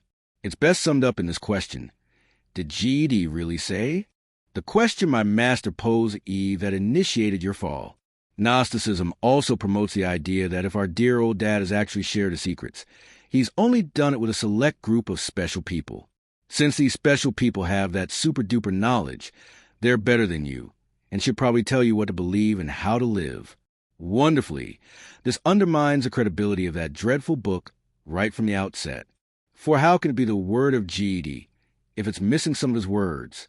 Once you accept our premise that dreadful book is insufficient in matters of truth and grace, we really don't care what else you believe, because chances are your beliefs come from us. In the Old Testament, you see stories of pagan prophets, like Balaam, that were hired by kings and nobles to curse their enemies, or the witch of Endor that King Saul goes to in order to speak to the spirit of the dead Judge Samuel. The Old Testament clearly forbids the use of this kind of mysticism and the occult. However, notice that it doesn't say these spiritual forces aren't real, but instead it says these are things you shouldn't be messing around with. Do you know why? Because we are those spiritual forces.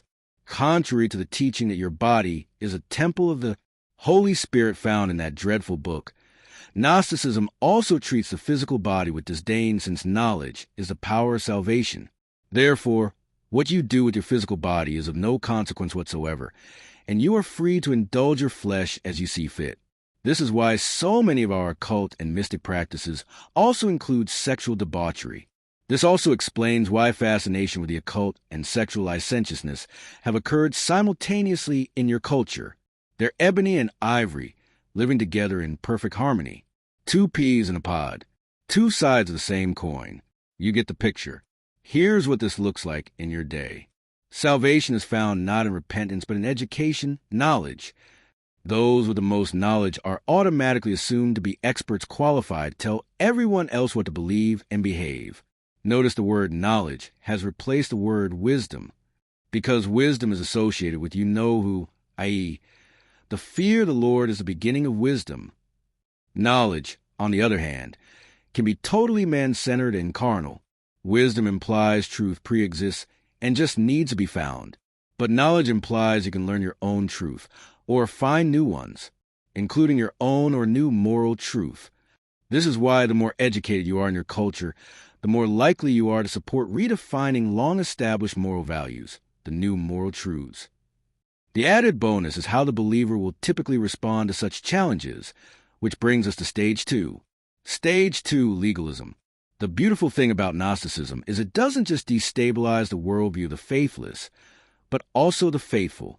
Many times the religious folk will respond to challenges to the words of you-know-who with their own reasoning and interpretations, rather than relying on his actual words themselves. This is called legalism, which for the sake of our discussion can mean either emphasizing Mimidet traditions or own interpretations over the explicit words of you-know-who, following the letter of the law at the expense of the spirit of it. For example, when my master tempted Eve in the garden, eat the forbidden fruit and be like GD, she responded by repeating his commands, don't eat the fruit. Out of context, complete with her own spin on it, don't touch the fruit. He never told Adam and Eve they couldn't touch the fruit, just that they couldn't eat it. He didn't care if they played hacky sack with it. He just didn't want them to ingest it. Otherwise, it would consume them. Unfortunately for your species, your mama, Eve, responded to our distortion of his command with a distortion of her own. She was ours from that point forward. For now, the battle was a duel of distortions. We're always the home team in that game. The moral clarity provided by our dear old dad was removed from the equation, and it simply became her word against ours. We like our odds in that situation, for my master is a master manipulator. This is still how the process often plays itself out, even several thousands of your years later. When believers engage each other, they almost never refer directly to the words of that dreadful book, but instead with their own opinions, which they often and arrogantly treat as the words of you-know-who himself. You really see this on social media these days, where often the absolute worst and least critically thinking discussions are theological debates, and you really show off your insolence and arrogance to gawking unbelievers. Those aren't great selling points. By the way, these are people who know more about why their denomination does or doesn't ban a particular practice than why the carpenter had to be born of a virgin. Not that I'm confirming that actually happened. They're often more passionate about their pet theories regarding the end of days than they are learning what the words of that dreadful book have to say about how to live in the here and now. Most American believers really don't care about the substantive foundations of their faith, which they find mundane or lack the attention span to grasp, but are far more intrigued with the fantastical and burdensome aspects of their religion. And many times these are the things that come from the minds of men, and not the mouth of you-know-who. He's made it so simple for you it makes me sick. How much simpler does it get than believe and be saved? Yet you don't want it simple. You want to make it far complicated. This, too, is the influence of Gnosticism. Once the believer has found what he's looking for, it's not sufficient. So he keeps on looking for something more. Of course, there isn't anything more than a direct connection/relationship with the universe's most powerful being, but you don't know that. Even better, you don't want to. One of the most powerful forces in the universe is the words of you-know-who. He used words to speak creation into existence. He came into this wretched world as the Word made flesh. The preaching and teaching of his word is what brings you primates to faith in him. We can't defeat his word, but we can distort it. Most of the time, you even help us with that. However, even when we distort his word, you still have a longing to know why evil is in the world, and hope that good triumphs over all. Stage 3 gives you the counterfeit answers you're looking for. Stage 3, dualism. Removing the supremacy of our dear old dad, and his word has its problems. How do we account for evil, as just one example? And if we can't come up with counterfeit answers to those questions, you could eventually be drawn back to the genuine answers. Now, the real explanation for why there is evil in the world is that Adam and Eve sided with my master over you-know-who, thus failing humanity's first test, and polluting your species with what's known as original sin. Many of you were taught to scoff at the term, because I'm good at my job, but I can assure you that original sin is very real. The catacombs of hell overflowing with the tormented souls of the damned confirm its veracity. Of course, I have no reservations telling you that here, because you're too far gone to believe it anyway. Evil exists in the world because you exist in the world. You are evil. We didn't make you evil. We tempt you to be. But we can only tempt you with what you want. Are you ever tempted by what you don't want? We tempt you with what you want, and then you make the choice to indulge.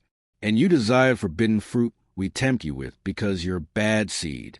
This estranges you from you-know-who, because he is what's called holy, a sanctimonious term that means to be set apart, complete, and without blemish. You were made in his image, so you were also made holy.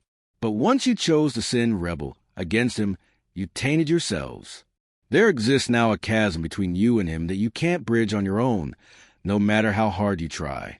This is why you-know-who sent a carpenter. What does a carpenter do but build, rebuild, and repair? In your case, the carpenter rebuilt the bridge between you and your creator. But instead of hammering the nails into the construction, he took the nails upon himself. Instead of hiring laborers for their blood, sweat, and tears, he labored himself and spilled his own.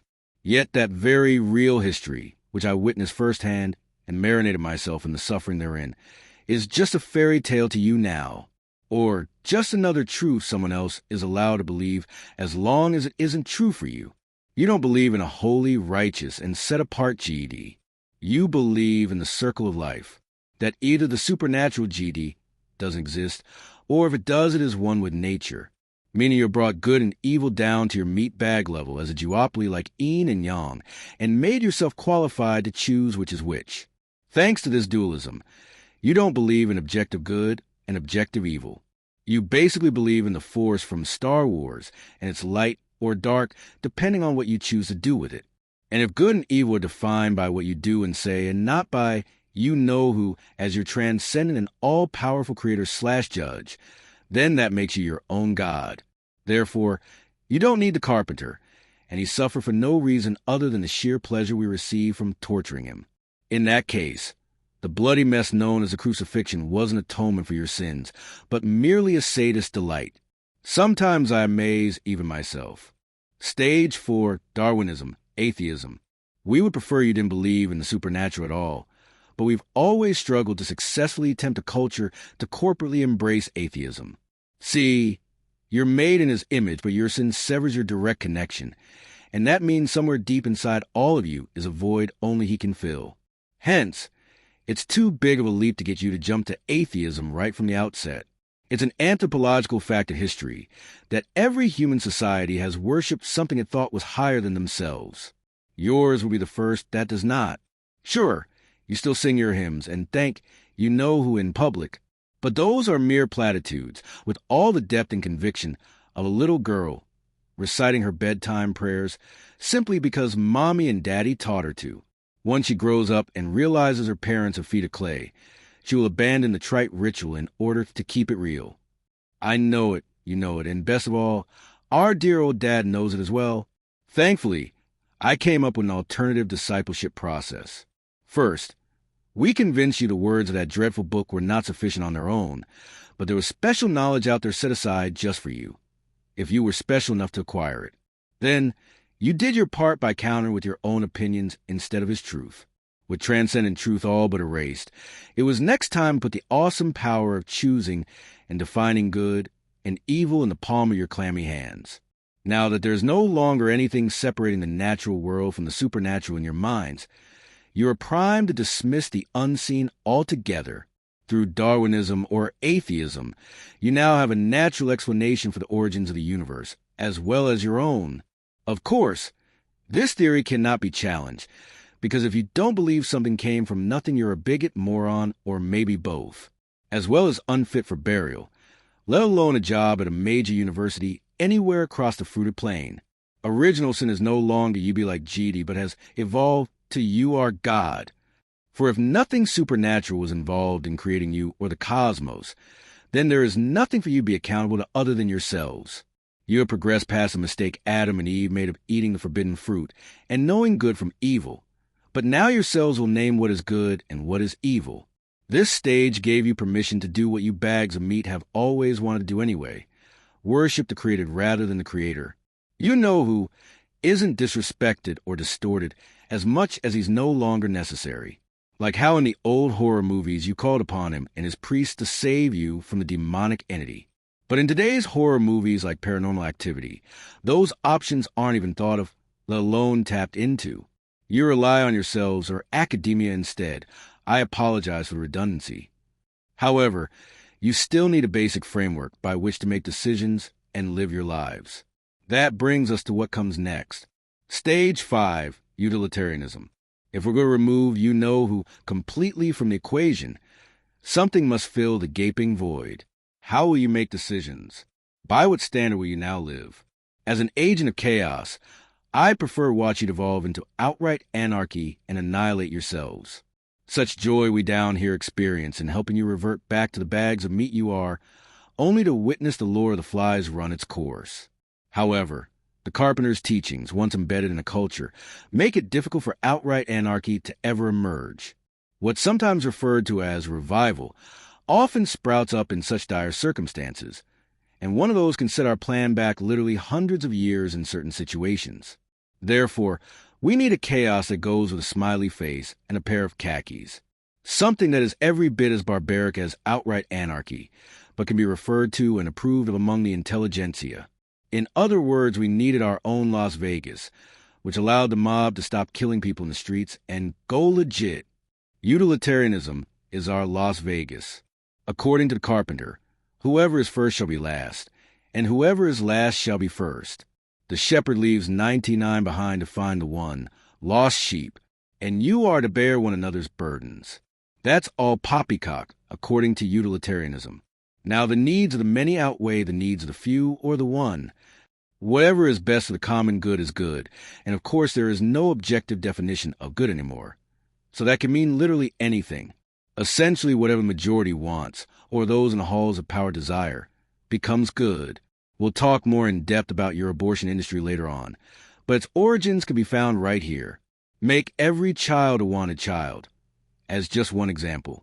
See, a child is no longer a value because it's a created being, and thus is a creator who calls him his own, but on the basis of whether a fallen and sinful, yet more developed, being wants to take care of it. Or, let's kill babies for population control would be another example. Notice those that must be thinned from the herd are the most powerless to speak out on their own behalf, let alone defend themselves. No one ever says, let's kill all the Marines for population control, because they'd get there but's kicked if they tried. Allow me to provide you 2 pieces of evidence that yours is a society that completely abandoned the natural laws I spoke of earlier and replaced it with the utilitarian ethic that comes right from the pit of hell where I reside. The first is the prevalence of polls in your society and news media. No more is there discussion about what is objectively right or wrong, and instead a poll is immediately taken to see what the public thinks. And since human nature is now basically good, and you are your own gods, what a majority of you thinks is now automatically good and proper. Your culture has even reached the point where the poll results themselves are now the story.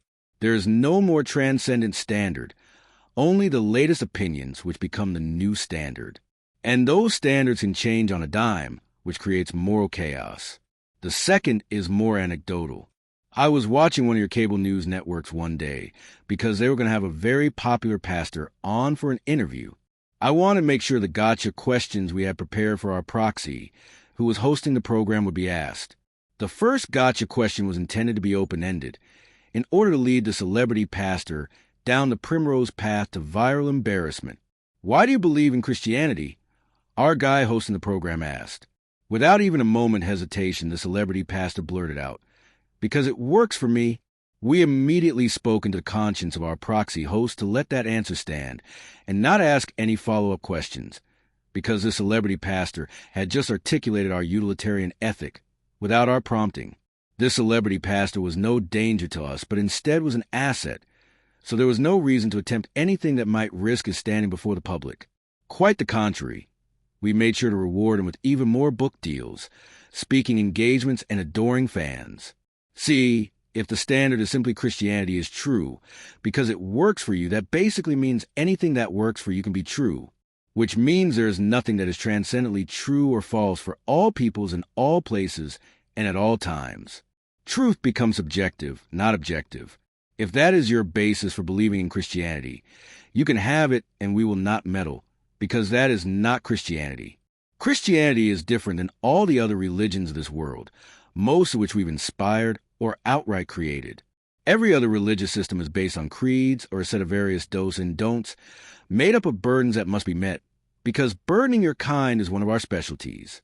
But Christianity is based on the authenticity of historical fact. Did our dear old dad personally intervene in human history to raise the carpenter from the dead or not? Again, we take no official position on the matter down here, but that's beside the point.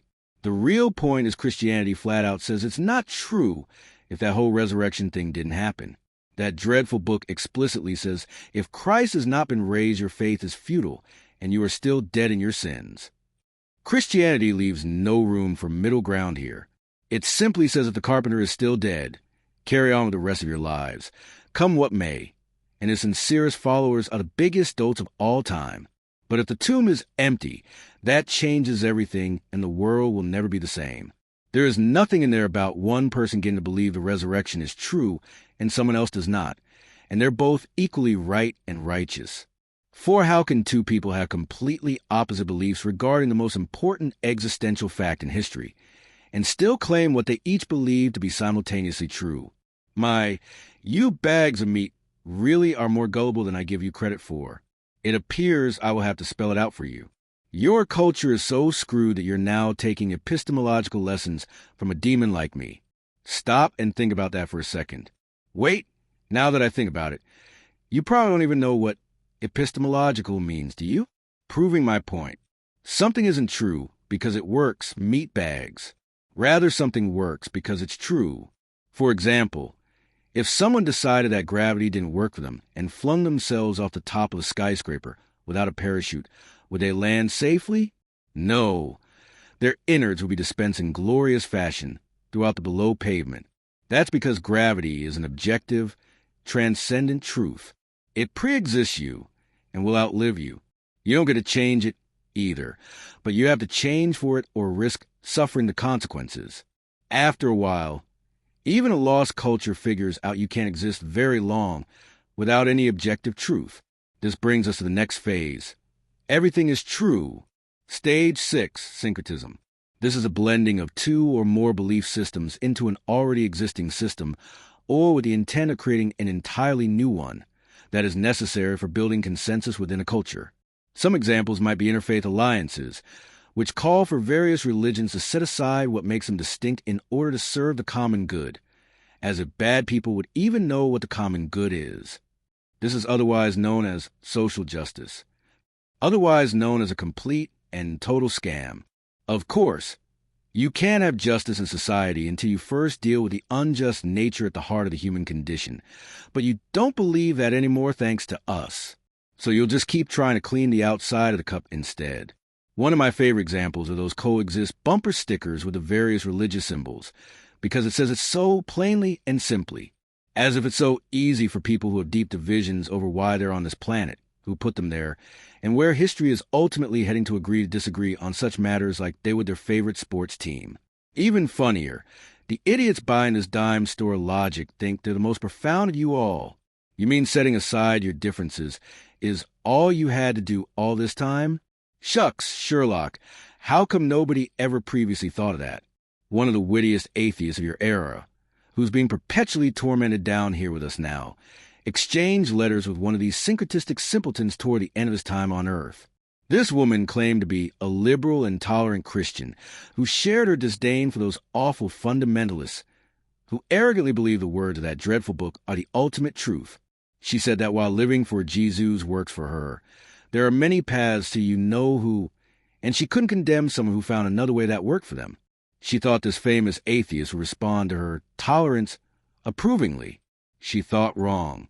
This famous atheist wrote her back and told her that if she didn't believe in things like the virgin birth and the literal physical resurrection of the carpenter, she wasn't much of a Christian at all. Nor did he have any respect for her soft-headed rambling. He absolutely nuked her. I actually had this exchange matted and framed for my master's private office here in hell, as a trophy of just how close I was to accomplishing my mission of taking you down. The atheists who believe in nothing are now explaining belief to the believer. My, how things have changed, but it wasn't always this way. It used to be Christians, or those influenced by Christianity, composed Western civilization's greatest music. It used to be Christians, or those influenced by Christianity, created Western civilization's greatest art. It used to be that Christianity was the basis for Western civilization's economic system you used to know as capitalism. It used to be that dreadful book was the basis for moral truth in Western civilization. It used to be the greatest scientists were Christians who want to see evidence of you-know-whose handiwork in the natural world.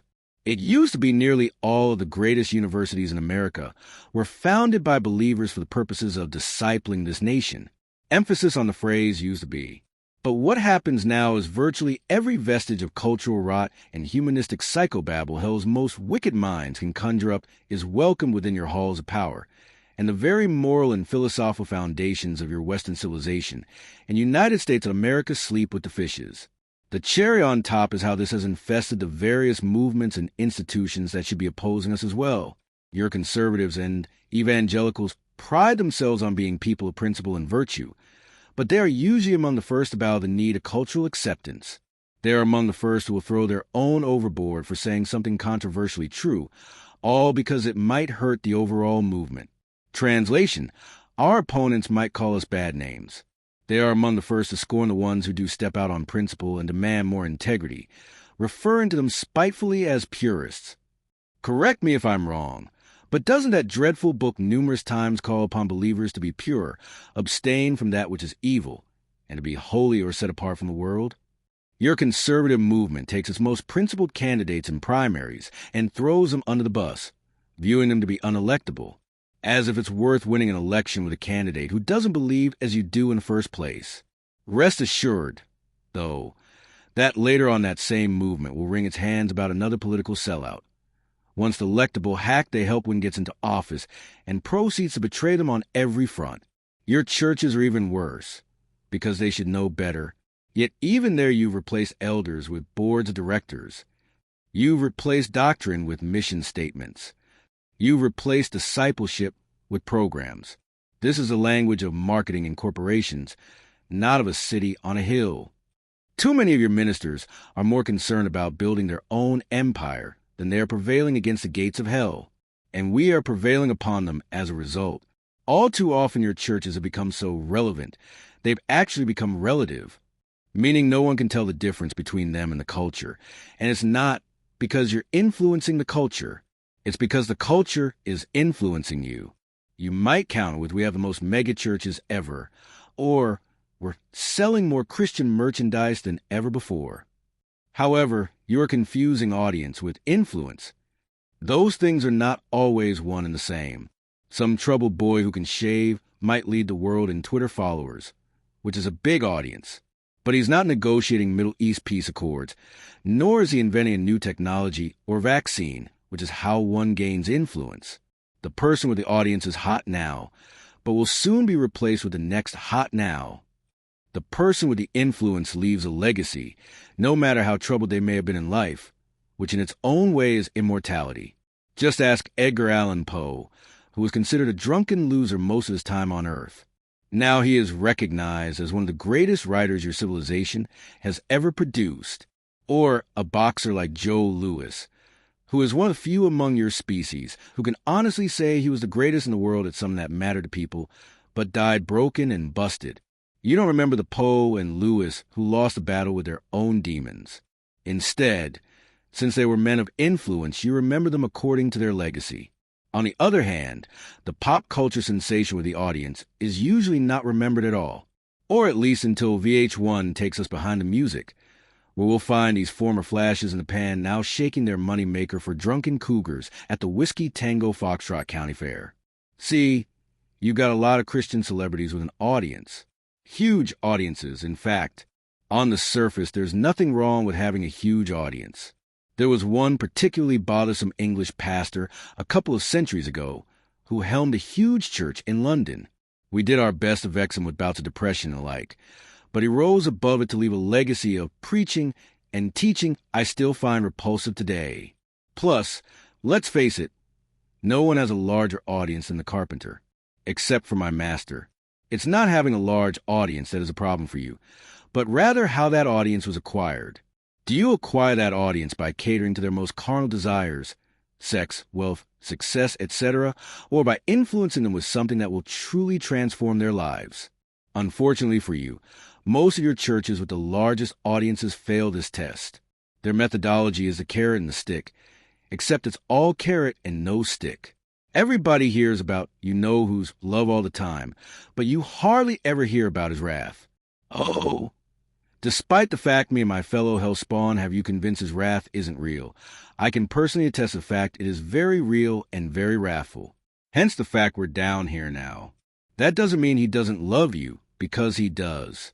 The fact you still exist at all, after everything you've done to disobey him, testifies to that fact. But he is not to be trifled with. He is the only one who can destroy the body and cast your eternal soul into hell with us. He is still the most powerful being in the entire universe, though not as clever as my master. Yet you belong to us now, so we have you bags of meat convinced that if you just pretend our dear old dad isn't there, he's not. Lord have mercy. Stop to consider how imbecilic you are.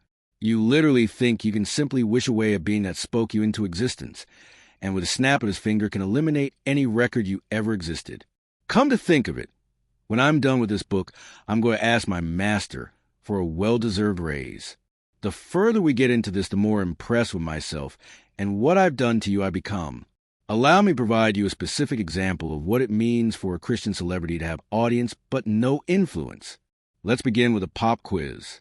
If I told you a well-known Christian celebrity figure did the following: repeatedly denied the main point of the Carpenter's gospel, consistently watered down and distorted biblical teaching, believes the purpose of human life is to glorify yourself and not you know who, which side would you say such a person is on? Heaven, hell. The Christian celebrity in question here is known as America's pastor. Pastor, what exactly is open to interpretation, depending on prevailing winds of pop culture and what helps pad the bank account at the time. We know you are visually and sensually driven creatures, so we like to appear to you, at least initially, as glamorous, titillating, and smiling with a bright double-decker of pearly whites. Never forget the most poisonous serpents are often the prettiest. You fall for it because you judge based on what's on the outside, and from the outside America's pastor has it going on. He lives in a $10 million mansion with his movie star gorgeous wife. He's a rare plus 50 man with six-pack abs. His publicity tours generate so much that demand scalpers can ask for up to $850 per ticket. He renovated an NBA team's old arena for over $100 million to house your nation's largest church there. His estimated net worth exceeds $40 million. From the outside, America's pastor lives a life this world covets. There's just one problem with that. I can't think of a single truly great figure in the 2,000-year history of Christianity who didn't pay some kind of worldly price for defending the teachings of Carpenter, beginning with the Carpenter himself at the cross. However, it seems as if the world is paying him quite handsomely for the self-esteem gospel, according to Joel. By the way, while the cross where the Carpenter allegedly died for sins of the world is the most recognized symbol in history, You won't find one of those at America's pastor's church. You won't find too much talk about suffering, sin, and salvation either. Instead, you'll find a lot of shiny, happy people, just like America's pastor. A team always takes on the characteristics of its life coach. After being beaten, imprisoned, shipwrecked, and beheaded for his beliefs, the wretch known as Paul, who wrote most of the New Testament, would be unrecognizable to America's pastor's adherents. Happiness draws an audience. You all want to be happy. The problem for you is what often makes you happy are the instruments of your destruction. For example, you do drugs to be happy, which is why you call it getting high and not getting low. But the carpenter sees what's on the inside, and what he sees is that something is very wrong with the inside of you. Your brains are broken. You're spiteful, greedy, selfish, dishonest, lustful, prideful, and at times capable of unspeakable evil, with just a little bit of prodding and encouragement from us. You're not getting any better either. Nowadays, parents sue for wrongful birth because they didn't get the chance to kill their own kids before they were born, and moms publicly boast about wishing every day they could kill their children. The 20th century was the most technologically advanced, prosperous, and educated century in human history, and also the bloodiest. Meanwhile, in America's pastor's hometown of Houston, the lesbian mayor he prayed a blessing over when she took office has been busy trying to intimidate the church into silencing its public witness. While his peers were being threatened with persecution, he was silent, but cut America's pastor some slack. He had his A Night of Hope events booked all over the country, where hope comes every time the collection plate is passed, and paying customers get their hope first.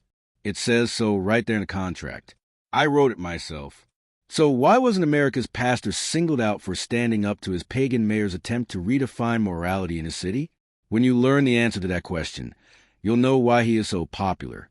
A culture as toast as yours, drowning in its own selfishness, arrogance, and materialism, can't get enough of his forked-tongue philosophy.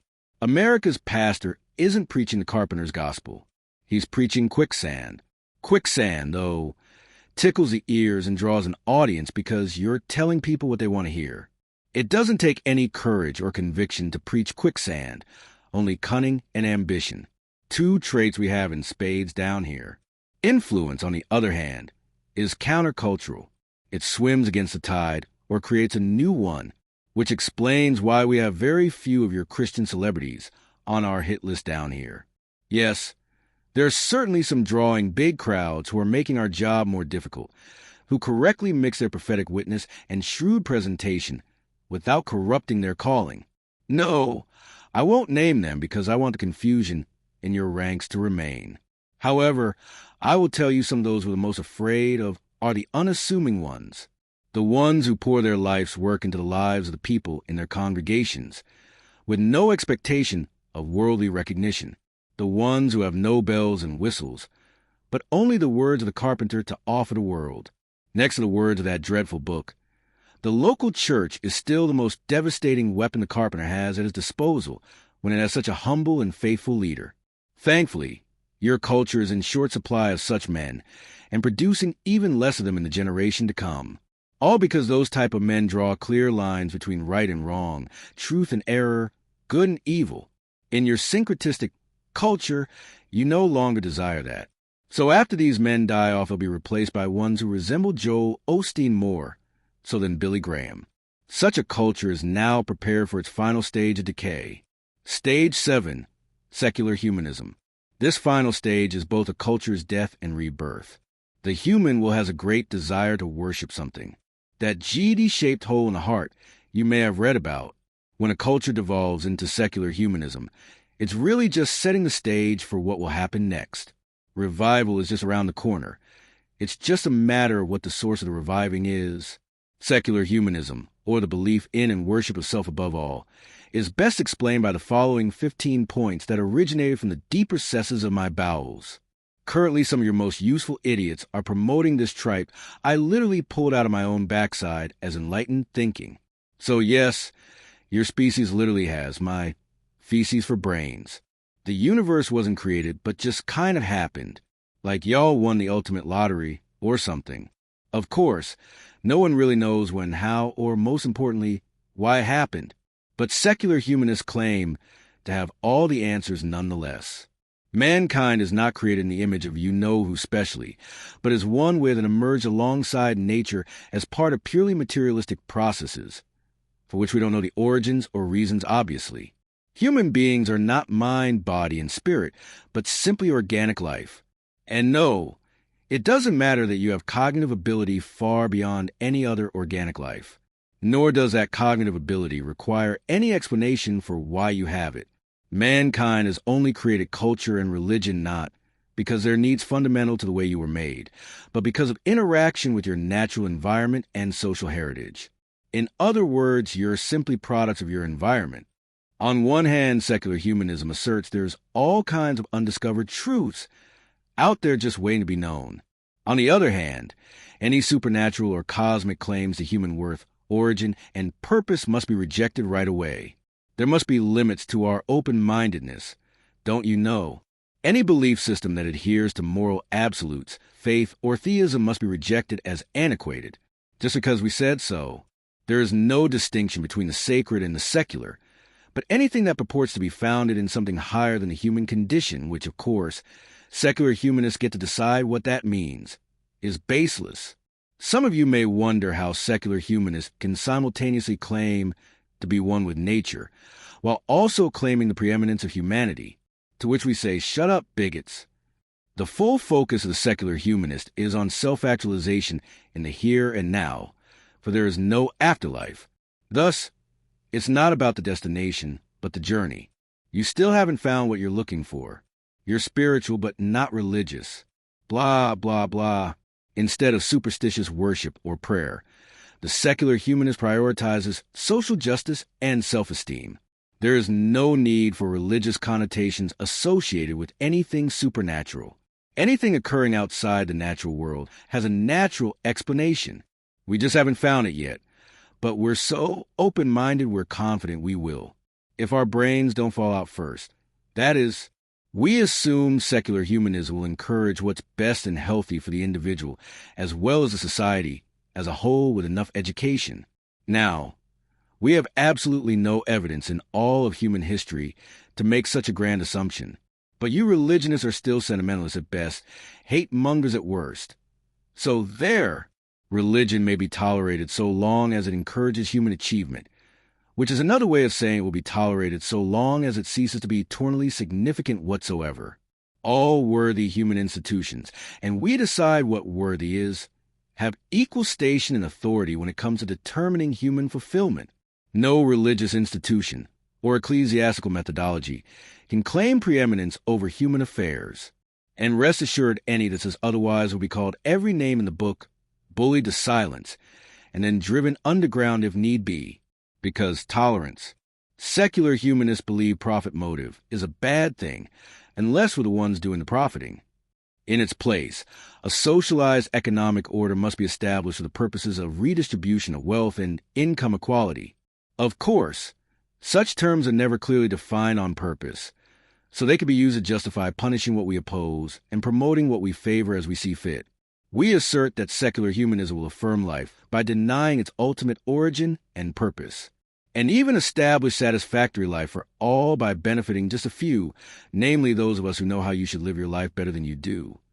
Oh, and rules and regulations demanding compliance, and good morale will be strictly enforced at all times. Two things should stand out about what you just read. First, for all the high-minded and enlightened talk, what's articulated here is ushered in perhaps the most brutal and barbaric era in your species' history, for which my master is quite proud of me. Second, this is a culmination of everything you've read in this book up until this point, which means your civilization is not sustainable. It is infested with termites, unseen to the naked eye, but inside the walls are decaying the foundation as we speak. As you systematically carry out the 15 points of our manifesto, you will commit what amounts to societal suicide, destroying the very institutions, traditions, and systems your forefathers established to stop me from doing this to you in the first place.